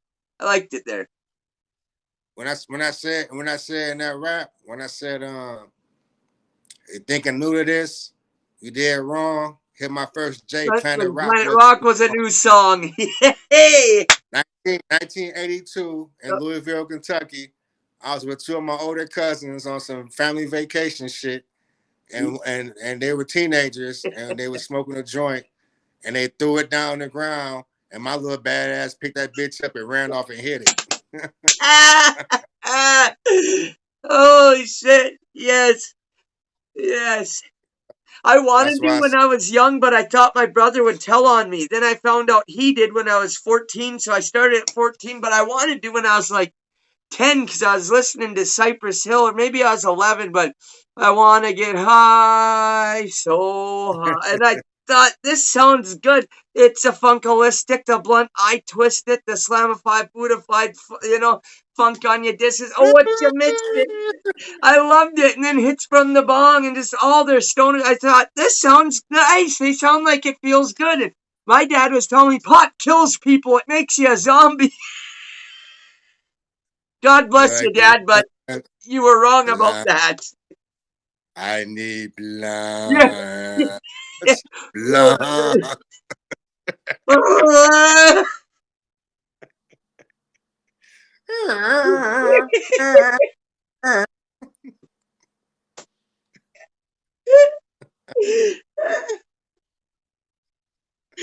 Yeah. shit.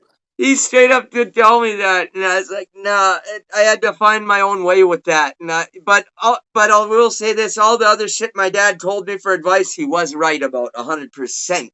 Only thing he was wrong about was that weed is harmful because it's just not. I think Oh it's man. good for you. So, but Yeah, debunk that. yep, you gotta debunk that one. Have to. And you know what? Now they're Hey, legalizing it and shit, and they should. I wish Minnesota would get their ass in gear though, because we're supposed to be a progressive state and shit, and we're like still under like it's still that's not legal yet. that's crazy. Yeah, they gotta get it together. Hey, I gotta make me something to eat. That damn blunt got me fucked up. I bet. We done interview for a long ass time. Holy shit, I'm we getting, did, huh? I'm getting a week off to this motherfucker. Oh, dude, I did. It's like usually I can't even sit still for an hour without thinking, man, what's going on or getting anxiety. It's been like 3.5 hours. Hey, this shit been fun though. This shit Yeah, funny as hell. Playback gonna be hilarious, dog. right. I love it. This has been super fun. It's been laid back and cool. You're one of the coolest dudes I've ever fucking talked to or met. And on top of that, I'm a big fan. You're a fucking seriously, you're a living legend. People know who the fuck you are. Like you've been in the scene since it started. You were helped be a part of it and mold it and helped push artists. Artists help push you. Dude, anybody that's got the balls to get back up on stage after they get booed, hats off to you, brother, because that man, Yeah, that the hip hop style was brutal. It brutal, make him want to commit suicide out this right? Just go like total ego death.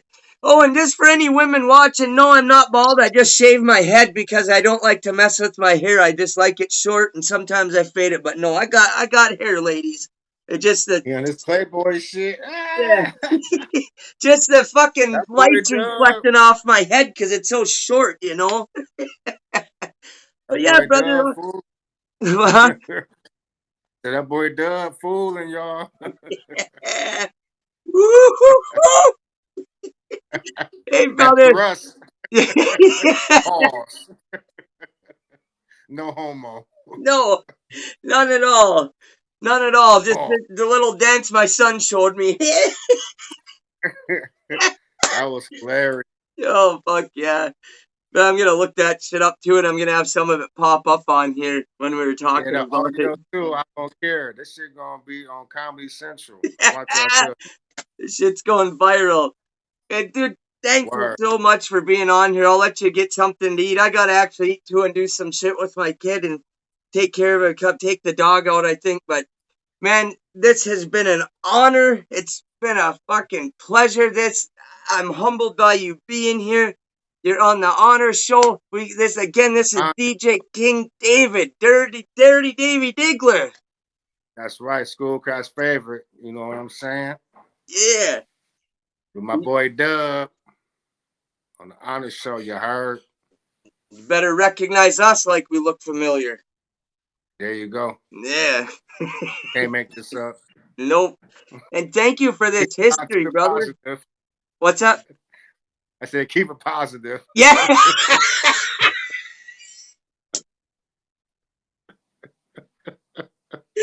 Yes. I'm Word. gonna. You too, brother. And thank you for this history, man. I learned so much shit I thought I knew a lot about the Detroit underground scene. I didn't until today. I'll put it that Hey, way. I knew just a little bit, but today you really opened up my eyes even more about the generations of music that's there, and how Motown and your relatives, and like I said, it got handed down generations, and just how special it really is. And so, God bless you, and thank you, and God bless you for being on my show and being a part of this and doing this for hip hop and doing this for my show, man. I love it. Thank you. it was fun, man. I look forward to doing it again in a little while. You know what I'm saying? Yeah. Hell yeah. We And then, let this one do sometimes, what it do. yeah. You know what? Sometime when I get mobile and shit, maybe we can do it like actual in person smoke out fucking hotbox podcast and shit, you know, and just Okay. smoke it out. If we do it just like this. Yeah, exactly. Lightsabers lit up and shit. And thank you, brother. Ain't no doubt, man. Take care, man, and hit me up when you post it so I can roll one up and watch the playback. Oh yeah, I will. I'll start working on it right now, getting it all set up and getting everything on there and saved and shit. So thank you again, man. Right. All right, no doubt. Peace. Peace. Where do I push this? Oh, there we go.